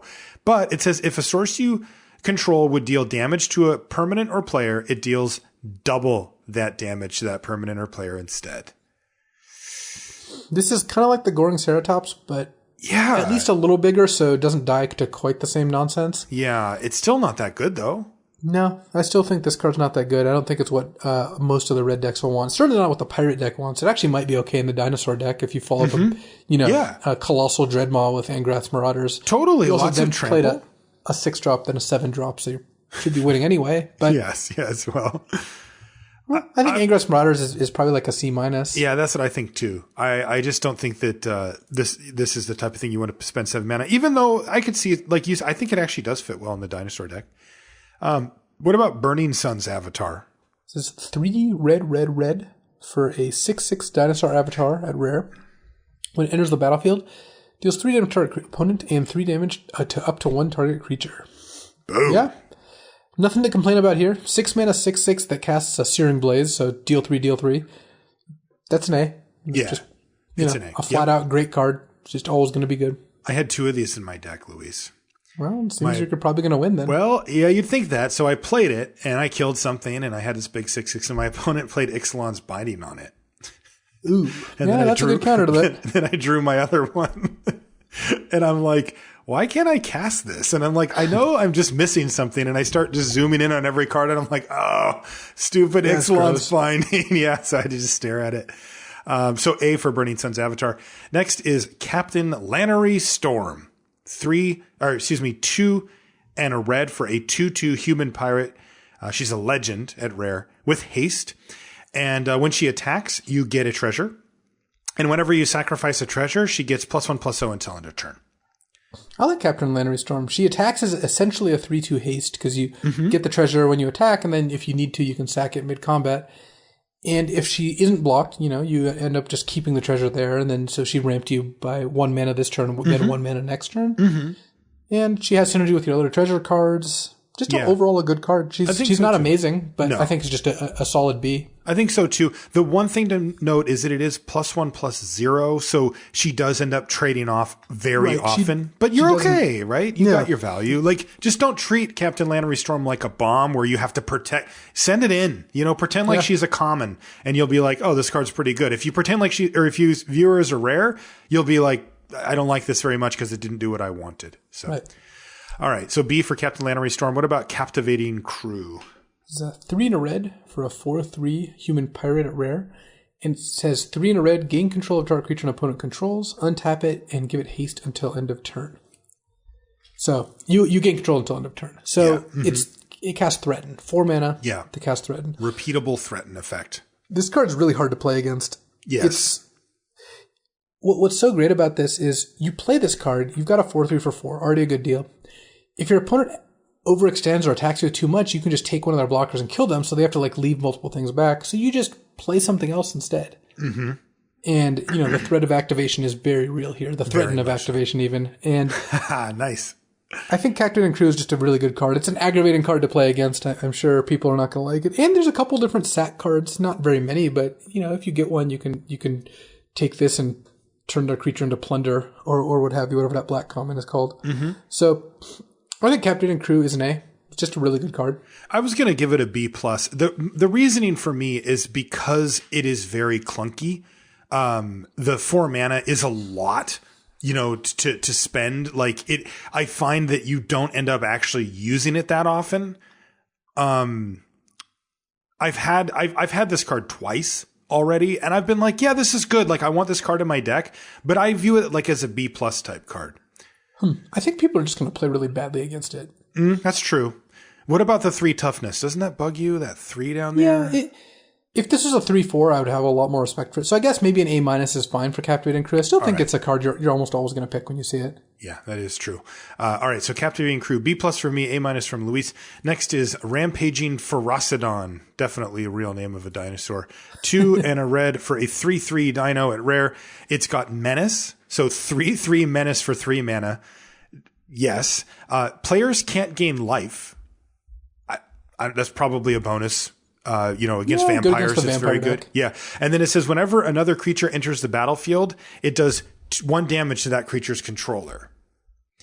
And it sounds like that counts your creatures too. It does.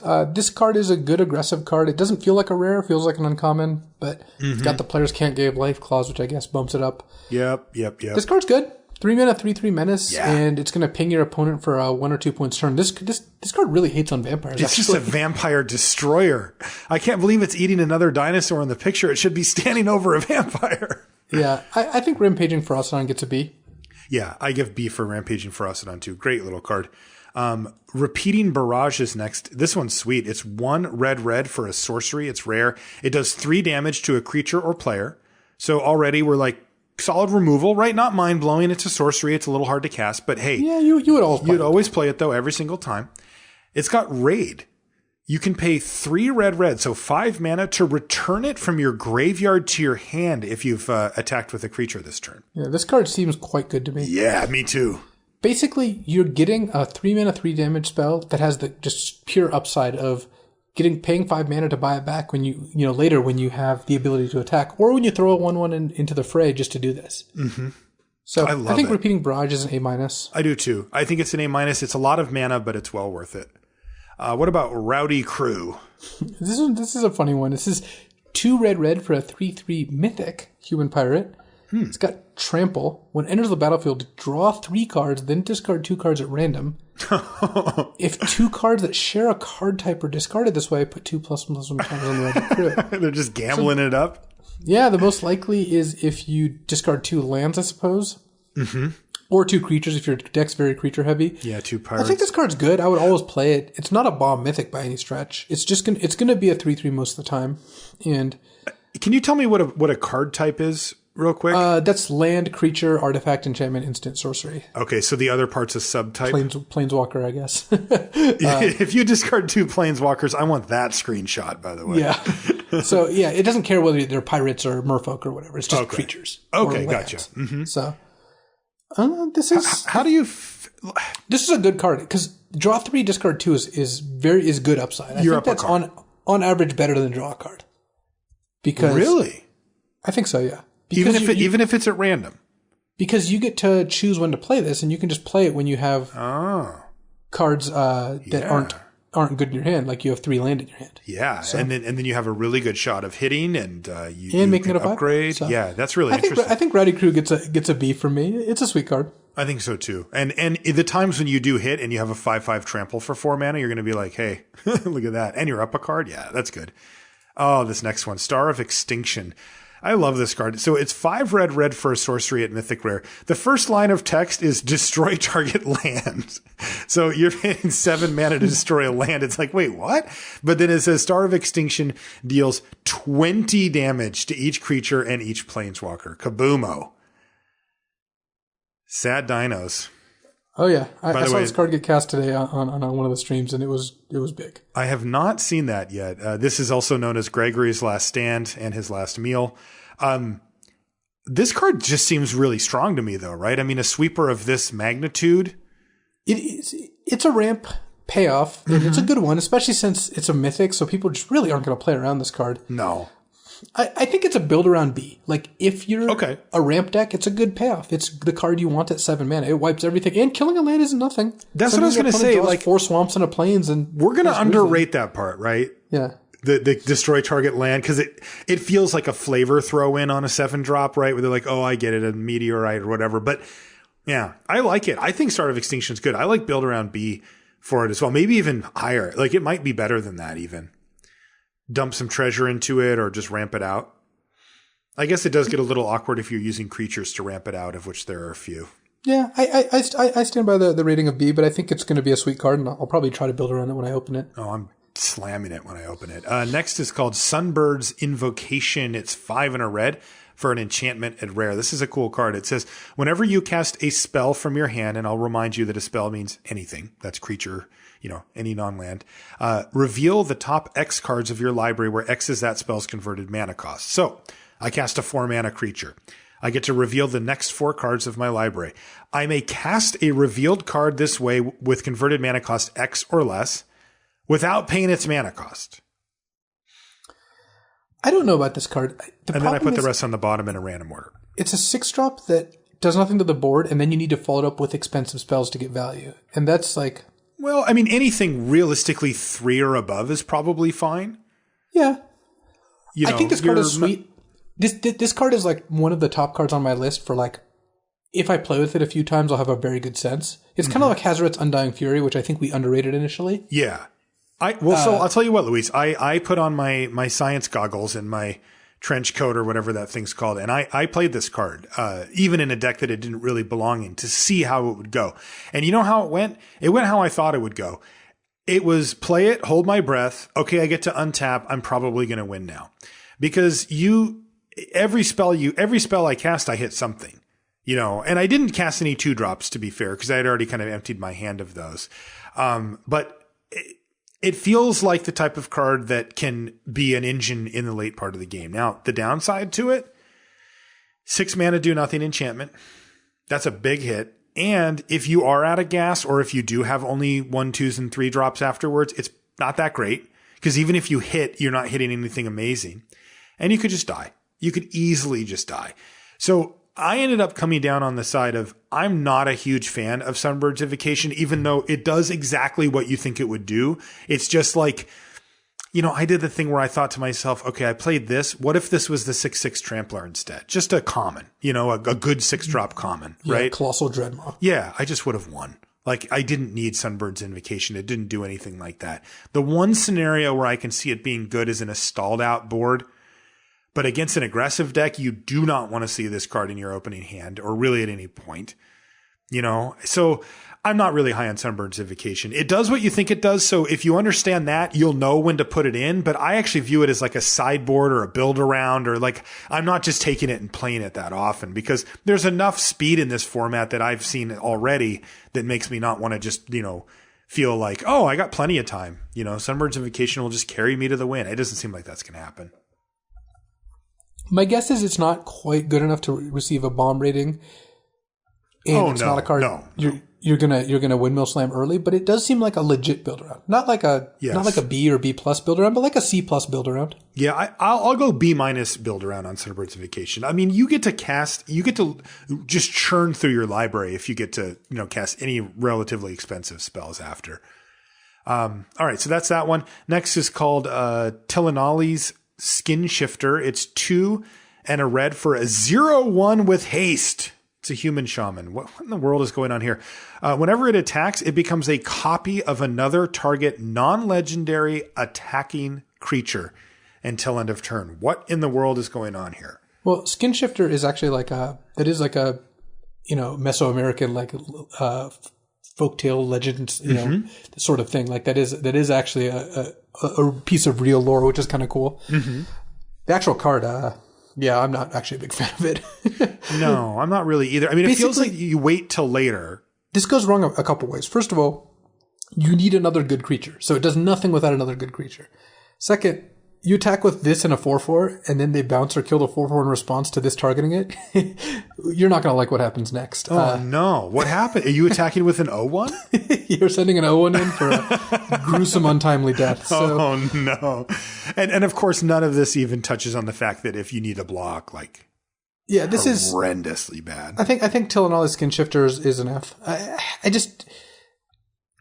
The situations where it's good seem too few and far between, even though it is going to be a beating when it's good, right? When you have a 5/5 out and you play this and attack with 2 5/5s, it is good, but just get your rampaging monster sword and go get them. Yeah, I'm going to go D on Tillinolly's Skin Shifter just because there's going to be some decks that want it, but also an early front runner for most annoying card to lose to. Last red card is called Vance's Blasting Cannons. It's 3 and a red for a legendary enchantment. It says at the beginning of your upkeep, exile the top card of your library. If it's a non-land card, you may cast that card this turn. That's pretty good, right? Like 4 mana, effectively drawing you an extra card every turn, but the non-land part is a little sticky. But that can really, be a late game way to power ahead. And then it says, whenever you cast your third spell in a turn, you may transform Vance's Blasting Cannons, and it becomes Spitfire Bastion, which is legendary land that taps for red. Or, get this, you can pay 2 and a red and tap it to have it do 3 damage to a creature or player. Yowza. Oh, yeah. Vance's Blasting Cannons is great on either side, and see, you know how some of these are optional? All the ones that do something on the front side are optional to flip, whereas Legion's Landing and the Growing Rights of Itlamok don't do anything on the front side, so it's mandatory flip. Okay, I see. That's the distinction. But you're going to leave this as Blasting Cannons for a good long time, and then sometimes maybe you'll eventually flip it to Spitfire Bastion when you can. This card's just an A. It's just good on either side. Yeah. Note that it's not exactly Outpost Siege because you don't get to play lands off the Blasting Cannons, which is a big drawback. It's a big deal. But it's still an A. The card is still great. Yeah. And if you do exile a land, that means you're not drawing the stupid thing and you can get to more action. So A for Vance's Blasting Cannons. That leaves us with, not a lot more to go here. So we've got some a lot of good cards. ones, though. Yeah, we've got some beef here. This is where I have a leg up. I've done all the written reviews at this point. The gold cards are where the greatness is centered. Like, of the top 10 cards, I think a lot of them are gold. Oh, all right. So we got the good stuff coming. Let's get into it. First one up, Admiral Beckett Brass, 1 blue, black, red for a 3/3 human pirate, legendary creature at Mythic. So 4 mana, 3/3. Other pirates you control get +1/+1, which is cool. So we've got an anthem for pirates. And as we know, there's a ton of pirates here. So you actually are going to be able to leverage that. Another ability, which is, I think, laughably funny. At the beginning of your end step, gain control of target non-land permanent controlled by a player who was dealt combat damage by 3 or more pirates this turn. That has got to be one of the more win more things I've ever seen. Yeah, this is not one of the bombs I was talking about. Yeah, I've actually had a chance to play this in a pure pirates deck, and it was a really good one. You still never trigger it. It's just the +1/+1. It's just the +1/+1. And that's the only reason I played Admiral Beckett Brass, because the trigger thing is if you hit them with 3 pumped, remember they're all getting bigger. They're dead. They died. Like, you already won the game. It's not about stealing stuff. And sure, it'll happen. It's not, I'll take it, right? It's just gravy, but that's just not why you're playing it. So how do we like a 4 mana 3/3 anthem effect for pirates in the pirate colors? It's okay. In 3 colors, which I know Treasure helps with. I know that's part of the joke, but still 3 colors in what I think is largely a 2-color format. That I would not first pick Admiral Beckett Brass most of the time. I think she's like a build around like B-. Yes, that's exactly what I was going to say. And again, I played her in a very good pirate deck. Just to frame it, it was Two-Headed Giant. And these days, Luis, I don't know if you knew this, they give you each a pre-release pack for your Two-Headed Giant. It's 12 packs plus 2 bonus rares for 2 people.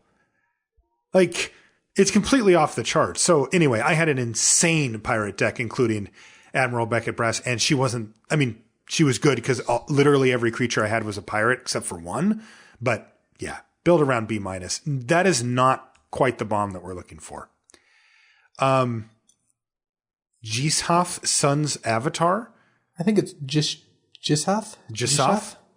I don't know. We'll learn about the Pro Tour, I swear. Yeah, they haven't sent me anyway. This is a 5 red, green, white, 8 mana across 3 colors for a 7/6 legendary dinosaur avatar at Mythic Rare with trample, vigilance, and haste. And whenever it deals combat damage to the opponent, reveal that many cards from the top of your library and put a dinosaur into play from among them. The rest go in the library. What the hell? I actually think this card is great. Oh my God. You're getting your 8 mana's worth. You're getting a 7/6 that, first of all, it attacks and leaves back a blocker. Second, if you built a dinosaur deck, it's going to hit them and put another dinosaur into play. All of a sudden you have 2.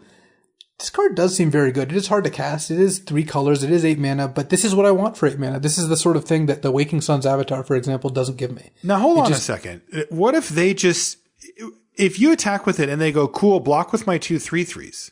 You reveal 1 card? You only reveal 1 card. Yeah. But the difference between this and like a card that needs to stay in play for a turn is that because it has haste, if they're tapped out or don't have an instant, then you get the effect already. So even if they then have bounce or removal, you still got a big hit in. Yeah. I don't think this card's the best card in the world, but I think it's like a B+.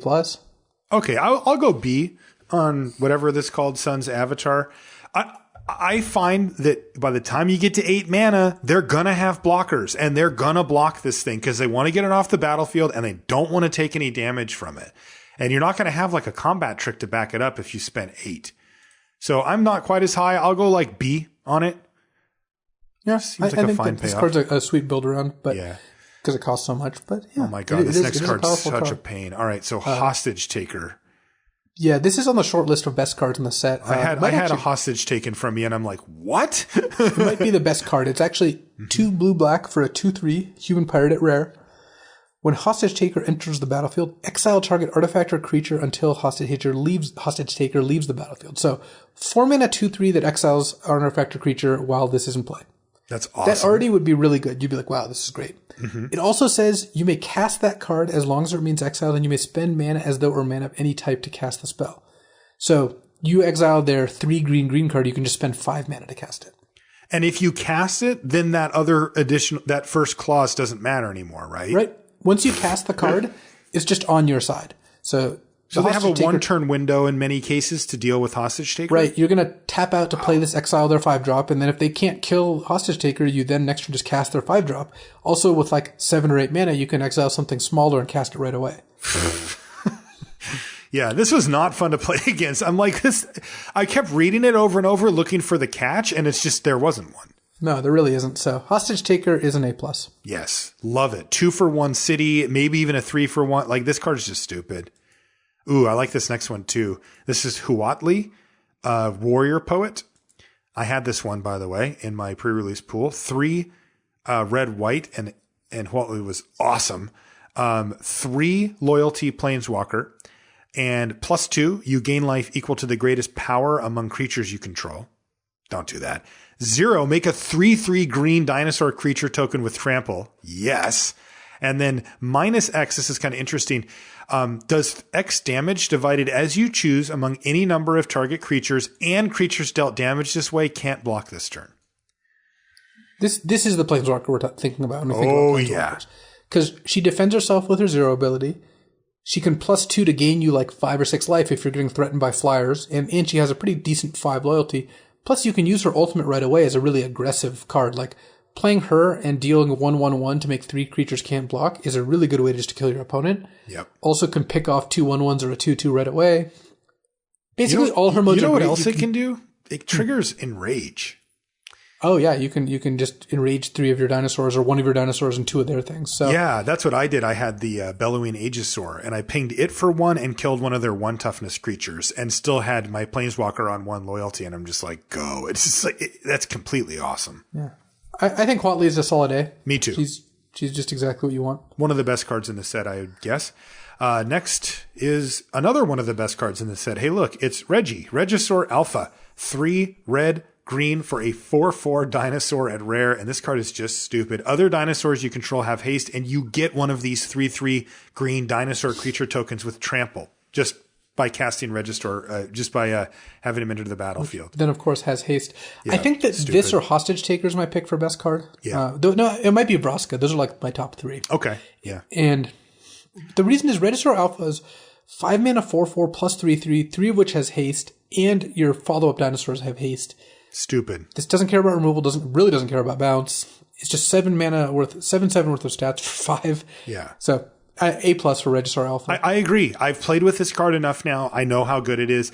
It makes... I didn't actually need to... I skipped that step just because of all the stats on the card. So we had 2 of them in our 2-headed giant, and I had 1 in my... The whole I went undefeated thing starting to lose its sheen when you find out about the pools I opened. That's right. I had Regisaur Alpha and Huatli in my... Right. Yeah. Well, so either way, Regisaur Alpha, A+. Yep, great card. What about Tishana, Voice of Thunder? 5 blue-green for a legendary Merfolk Shaman at Mythic. Tishana's power and toughness are equal to the number of cards in your hand. You have no max hand size. And when Tishana enters the battlefield, draw a card for each creature you control, of course, including Tishana. So 7 mana for probably like 4/4 to 6/6 right away. Maybe it grows when you draw your card next turn and draws you a couple cards. Now, if this is the last card out of your hand, you're pretty unhappy. That's not good news. Yes, you don't want to cast this as the last card. This is you would get the trigger though, right? You would still draw cards equals number of creatures. She would just die. Okay. You don't want to. This isn't a bomb because paying 7 mana for an undetermined outcome, especially one that requires you to have things in play to be good, is not a bomb. I agree. But pretty good. This is a good ramp payoff. I don't think Merfolk actually want this card. That's the funny part. My blue-green decks have not. This looks like a card you splash in like a green-based deck of some kind. That's what we did. And I think Tishana's like a C+. Nothing I'm super excited about. Yeah, I went B- on Tishana Voice of Thunder just because of the rebuild possibility for a ramp deck. It's very powerful to add a big creature and draw a bunch of cards. But whatever. I agree. Not a pure bomb. Next is Vona, or maybe Vana. How would you say it? I think Vona. Vona? But I don't know. Yeah, I'll find out in a while. Look, this is we live in a world where Kalitas is the pronunciation, so I can't say anything for sure. Vona, Butcher of Magan, I'm going to say. 3 white black for a 4/4 legendary creature vampire knight. So here we have kind of the flagship vampire card. Vona has both vigilance and lifelink, which is great. And then also the ability is tap it, pay 7 life to destroy target non-land permanent, activate this ability only during your turn. So this is templated kind of weirdly so that you can attack with vigilance and then before blocks or maybe after blocks, tap it and pay 7 life to kill something. That's right. But this is another A+. Yeah, There's just no way around it. 5 mana, 4/4 vigilance, lifelink, already great. And the ability to kill anything. Even at a steep cost, obviously you get the life back off the lifelink, so... Vona, Butcher, Magan, one of the cards you're hoping to open. Wow, this is so. We just went Hostage Taker, A or A+, Huatli, A or A+, whatever you want to do. Register Alpha, A or A+, Tishana, B, C, somewhere in that range, and then Vona, A or A+. So yeah, you weren't kidding. Spoiler alert, the last gold card also an A+. This is Vraska Relic Seeker. Yep. 4 black-green for a 6 loyalty Vraska Planeswalker at Mythic. Mm-hmm. +2, create a 2/2 black pirate creature token with menace. Okay. -3, so destroy that's 8 loyalty? Wow. Okay. 8 loyalty. -3, destroy target artifact, creature, or enchantment, and create a treasure token. -10, target player's life total becomes 1. So, wow. She comes in at 8 loyalty with a 2/2 blocker, or she just comes in at 3 loyalty after killing their biggest thing. Vraska's absurd. Like, you can splash for her. She's also just a powerhouse on almost any board. If you're super far behind, yeah, she doesn't kill multiple things. But she still comes in with 8 loyalty and a chump blocker. Then next turn you can maybe -3 her and play another card. Like, she snowballs really quickly when you're ahead. Yeah. That's crazy. The first, normally we talk about Planeswalkers, their ability to protect themselves. Somehow she has 2 abilities that do that. Oh, yeah. Like kill your thing or make a blocker. Wow, that's insane. Pretty easy A+ for Vraska Relic Seeker. Yeah, I like that too. That's probably to me, that looks like the most powerful card in the format, but we'll see. Yeah, I think Vraska's ultimately just going to be the best card to open, though black-green is a niche archetype. That's right. That's a good point, yeah. Okay, a few artifacts to hit, and then the lands are all the same, so that's easy too, and then we're done here. So first one is called Conqueror's Galleon. It's 4 mana for a vehicle. A bunch of these are vehicles. It's a 2/10 with crew 4. Ouch. When it attacks, exile it at the end of combat, then return it to the battlefield transformed under your control. Now, the caveat here is it must have survived. It's only doing 2 on the plus side, so if they just block with everything, it's not going to happen. But when it does transform, it transforms into kind of a cool land called Conqueror's Foothold that taps for colorless, or you can pay 2 mana, tap it to loot, 4 mana, tap it to draw a card, 6 mana, tap it to return a target card from your graveyard to your hand. Slow, but a lot of value late. The question is, do we really want to put Conqueror's Galleon, the vehicle, into our deck to try to make this thing work? It's a kind of mixed messaging here where the land is a really good value card in like a mid-range or control deck that's trying to lock up the board, but it requires a crew 4, so it requires a lot of work to get your late game card going. A ton of work. And also, let's not forget, if you're putting this in a controlling or mid-range style deck, a lot of times your opponents are going to have built up a board because you've left back a bunch of blockers. If they have a combined 10 power, they're likely to just block your Conqueror's Galleon. It dies, and then you never get the land. Yeah, there is a drawback as well. I think overall it's probably going to be like a C+. I think so too. I've played with it once, and that's about how it felt. Yeah. It's just very slow and very clunky on all axes. Next is called Dousing Dagger. It's 2 mana for an equipment at rare. And it says, when it enters the battlefield, target opponent creates 2/0/2 plant creature tokens with Defender. Try to find those tokens, by the way. Equipped creature gets +2/+1. The equip cost is 2. So let's just snapshot that. That's already good. So that part's okay. What do you think about the plant part, though? It's annoying, especially if you're attacking on the ground. Because really annoying, gives right? your opponent like 8 life if you put this on a 2-power creature, right? They get to chump a 4/4 twice. Right. All right. Well, anyway, but if the equipped creature ever gets to deal combat damage to a player, you can transform it. And again, my mind goes right to flyers because of the plant problem. It becomes Lost Veil, which is a land that taps to add 3 mana of any one color to your mana pool. This is pretty powerful, though. It's worth noting it's optional, and sometimes you're just not going to want to transform. Definitely. But imagine playing turn 3, playing like the 1/2 Siren with Explore and Flying, and then turn 4 going Dowsing Dagger, Equip, Attack, and get a Lost Veil.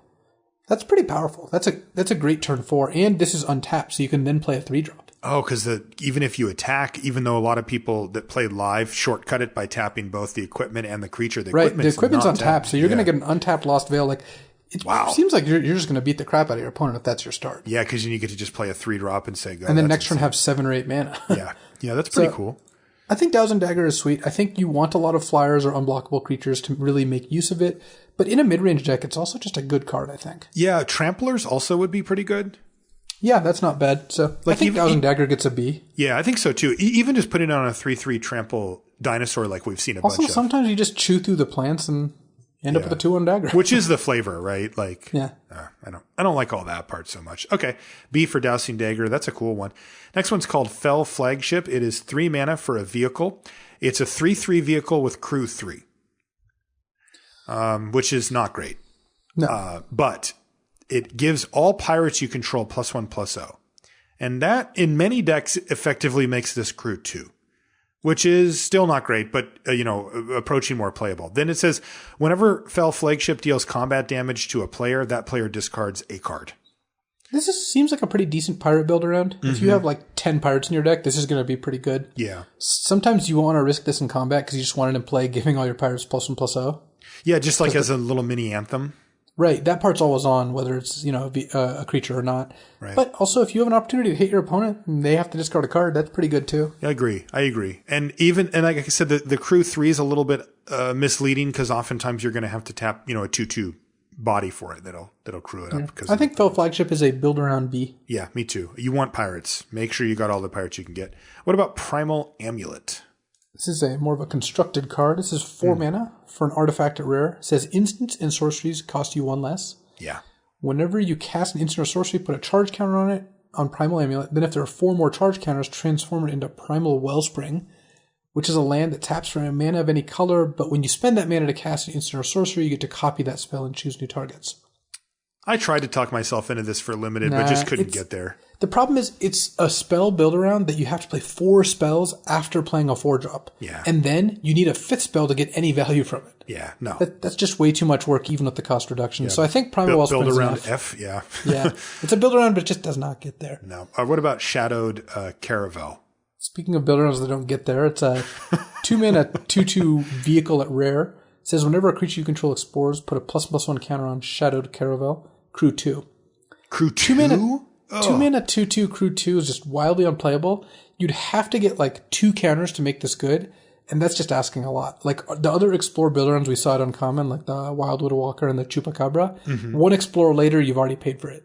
This requires 2, and even then, you need creatures in play to still take advantage of it. Yeah. So this looks like a builder on F to me as well. Me too. It seems terrible. I don't like it. This looks like a constructed plant. What about Sorceress Spyglass? Another card I think it might actually be pretty sweet and constructed. It's a 2-cost artifact at rare. As Sorcerer Spyglass enters the battlefield, look at an opponent's hand, then choose any card name. Oh, okay. So you look at their hand and choose a card. It doesn't have to be from their hand. It could be any card name, but you get to see their hand before making the decision. Activated abilities of sources with the chosen name can't be activated unless they're mana abilities. Oh. So you can actually name lands.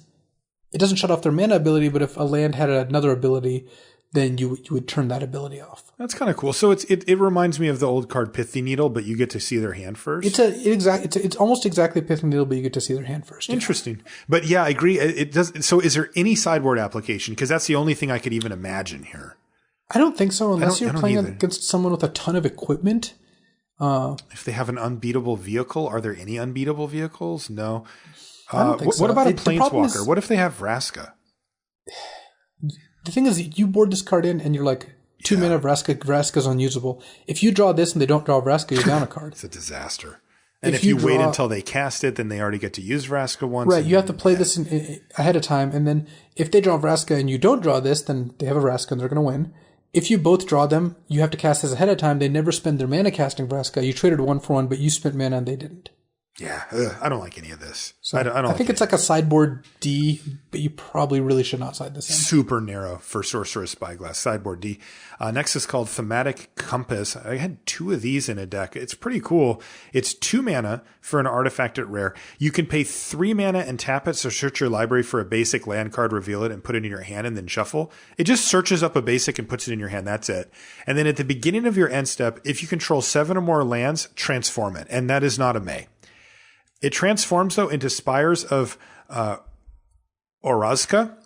Spires of Orazca. Orazca, which is a land that taps for colorless mana, or, and this will remind you of the old card Mazavith, though it's a little different. It says tap it, untap target attacking creature an opponent controls, and remove it from combat. I actually like this card quite a bit. I do How did it play out for you? It played out well. It's very slow, right? You're paying 5 mana before you get your first land in your hand. But I did have 2 of them somehow, and the second one would often come down and just transform immediately, and I would have 2 of the, Maze of Ith style cards going. And also, I was honestly leaning on it for a bit of my mana fixing. I was just like, well, I have 2 of these, so I'll play it on turn 2, and at some point it's not legendary, unlike some of the other flip cards too. Mm-hmm. Yeah. So, not I dig that it. matters for limited most of the time. Yeah, that's true. But I thought it played out exactly how you'd think. It's slow, but effective. And I like Thematic Compass, and the Spires of Orazca were powerful. Yeah, that part's excellent. Yes. So I would give this a B. I think you wanted it in a control deck, but I think so it's a B too. in a control deck. And just make sure that when you get that control deck, you don't overdo it on the slow do-nothing-ish cards. This is one of them. You don't get that many slots, so make sure that you don't overdo it. Speaking of which, Treasure Map. Love this. 2 mana rare artifact. It says 1 tap, scry 1, put a landmark counter on Treasure Map. Then if there are 3 more landmark counters on it, remove those counters, transform Treasure Map, and create 3 treasure tokens. Treasure Map turns into Treasure Cove. It's a land that taps for a colorless, or says tap, sack a treasure, draw a card. Ooh, I like that. Yeah, this is a very slow draw 3, scry 3, but it also adds you a bunch of mana that you can use. You can choose whether you want to use the treasure for cards or mana, and it combines with your other treasure cards to get mana as well, or to get extra cards as well. I like this card in a control deck. I think it's slow. I think you're not going to put this in your beatdown decks, but it does give you a pretty significant advantage if the game drags out. How far off of being worth a card is 2 mana artifact that has the ability 1 tap, scry 1?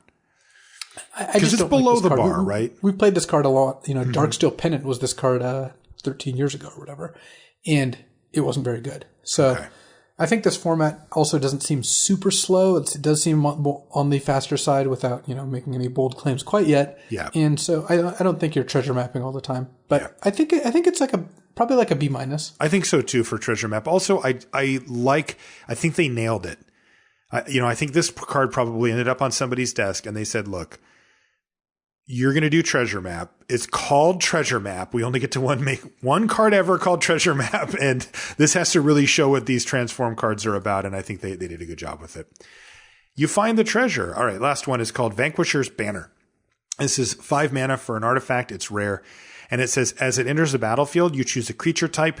Creatures of the chosen type get +1/+1. Nice. And whenever you cast a creature spell of the chosen type, draw a card. I kind of like that this works coming and going.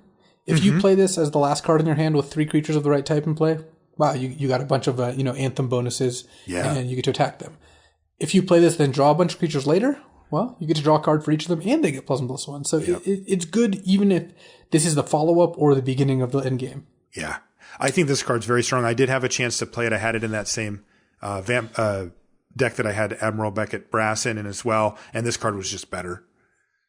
Yeah, seems easy. It's certainly easier to cast, and again, once you start chaining these creatures together, then you're going to end up in pretty good shape. Yep. I'm a big fan of Vanquisher's Banner, but you give it a B? I would give it a B, but the obvious caveat is that make sure you support it, right? I think Vampires is your best option because it has 2 different cards at both common and uncommon that make 2 and 3 vampire tokens respectively that can really hammer with this because they have lifelink on top of it. But I played it in Pirates and it held its own there too. I think Dinosaurs is probably the worst case for it, but if you have, enough of them, you probably still run it in there. So yeah, B for Vanquisher's Banner, probably a build around B. I mean, you can't just throw it into any deck. You do need to build around it. So 5 more cards, but they're all the same. Yeah, technically 5. Yeah, they're lands. They're the dual lands for this set at Rare, and they're actually reprints. I'll use Dragon Skull Summit as the example. Land at Rare, it enters the battlefield tapped unless you control a swamp or mountain, and it taps for, you guessed it, black or red. And each of these is the same mirror, and we've got black, red, blue, black, blue, white, red, green, and green, white. So for limited purposes, the Dragon Skull Summit and then the blue black ones called Drowned Catacomb are kind of your pirate ones. And then you've got Rootbound Crag, which is red green, and Sun Petal Grove, which is green white for your dinosaur one. And then Poor Glacial Fortress, which is blue white, doesn't really have a home here, and it's just kind of floating. So where I always land with lands like these is you'll always play them if you're the 2 colors. Always, always, always. They're very good. Yep. They're incredibly free, right? Like in a blue-black deck, you never get screwed by Drowned Catacombs. Exactly. Never. It's impossible. Unless it's like a 1-lander and you have a 1-drop and you kept for some reason. Yeah. I can't really put it together. They do a very good job of splashing. Like if you're trying to splash Gishath, the Sun's Avatar, in your red-green deck, Sun Petal Grove does a good job there. But you're also just not taking these over good playables. So you'll always play them. You should take them over most of your C's, which puts them, I think, at just about solid C+. I think so too. And again, pay attention to those 4 because you're going to find yourself in, say, red-black Pirates, but you've got a good blue card that you want in there. You got your Admiral Beckett Blast. Then your Drowned Catacomb goes up a little bit. Same thing with the 2 that make up the Naya pairs. You might have that one big card like you mentioned. Even if you just see a Dragon Skull Summit, that helps you splash blue cards because it makes your red and black mana sources better, which means you can afford to play like an extra island. True. Yeah, good point. So that's a good point too. You really, on-color mana fixing works in every direction. Like it help red-black lands help you splash blue cards in your red-black deck. So just keep in mind that regardless of which of the 3 colors it taps for, if it taps for 2 or your 3, it is very important. So C+ on those lands. Yep. You're not really going to go out of your way for them though. All right. Well, that is going to do it here for the Rare and Mythic Rare review for Ixalan. Boy, Luis, you are not kidding. When we got to the gold cards, we were just home run, home run, home run, home run, and some of the other ones were good too. Yeah, the gold cards are really where the power is, so I hope to open a gold card in every pack. Yeah, not kind of starting to think in those terms too, which I don't love. Anyway, that is going to do it though for this one. Thank you so much for joining us. I want to mention our sponsor, channelfireball.com. They are the place to go to find anything you need Magic related on the internet. That's right. If you need singles, you can go there. They're going to have them. They're going to get them shipped out to you quickly. And they're going to stand by their product as well. If you need sealed product, they're going to have it at Channel Fireball. Free content over there. Sell your cards back. Limited resources, sleeves, and deck boxes. They have it all. And they'll take care of you. We promise. Head over to channelfireball.com for anything you need. If you want to find us on social media, it's easy. I'm Marshall_LR. Luis is LSV. We got bombarded as usual during the new sets with look at my deck, look what I did, and I love it. I love reading all that stuff. I often can't respond to every how would you build this because I don't even know how I'd build it yet. But I look at all of them and think about it. I have to admit I've been pretty slammed this week, so I haven't responded to most of those. But I do read them, so I do appreciate seeing them. And Marshall will respond to them since as per our contract. What the hell? I didn't know I was contractually obligated. Wow. But anyway, if you want to find stuff related to the podcast, it's all over at lrcast.com. Thank you so much for hanging out with us. Next week, we'll have our Ixalan first impressions after getting our hands on the set for a while. You're not going to want to miss it. We'll see you then. So I don't know if you know this because you probably don't even actually read my Constructed set reviews. I don't. But my rating scale for Constructed is actually somewhat interesting. It starts out at 5.0, multi-format all-star, Jace the Mind Sculptor. The next one is 4.0, format staple, Jace Vryn's Prodigy. The next one is 3.5, good in multiple archetypes and formats, but not a staple, Jace Balerion. Next is 3.0, archetype staple, Jace Architect of Thought. Oh, this is great. Next one is 2.5, role player in some decks, but not quite a staple, Jace Memory Adept. And next one is 2.0, niche card, sideboard or currently unknown archetype, Jace the Living Guild Pact. Oh, that is great. Did you really do that? Oh yeah, I've actually used it for a long time now. The Jace scale is perfect. The thing is, I'm not even like shoehorning. Remember our old friend the shoehorn? I'm not even shoehorning Jace's in. Jace TMS is a 5. Jace Vryn's Prodigy is a 4. They're all accurate. Like exactly a 3. Jace Architect Thought is exactly a 3.0. Jace Memory Adept exactly at 2.5. Wow. And Jace the Living Guild Pact, that one's arguable. What I actually wanted to mention is this set has provided me with 2 new Jaces to wreak havoc on my rating scale, to actually adjust it in a good way. I believe that Jace Cunning Castaway is going to replace Jace the Living Guild Pact as a 2.0, as like a niche card for, maybe a currently unknown deck or something narrow. And there's Jace Ingenious Mind Mage, which is a card we did not review from Ixalan, because it's in some ancillary starter pack product of some kind. That I'll never understand, by the way. That we'll never know, but it is 4 blue for 5 loyalty Jace that has +1 draw a card, +1 untap all creatures you control, -1 or -9 gain control of up to 3 target creatures. So where is that one going to go? That's going to go at 1.0, the lowest rating, which currently doesn't have a Jace at it because there's never been a Jace this bad. Wow. Our first bad Jace. The problem is, do I kick Jace Living Guild Pact out entirely? There's just too many Jaces. Somehow there's more Jaces than I have points on my rating scale. That is scale, insane. I have a 7-point rating scale. There's too many Jaces.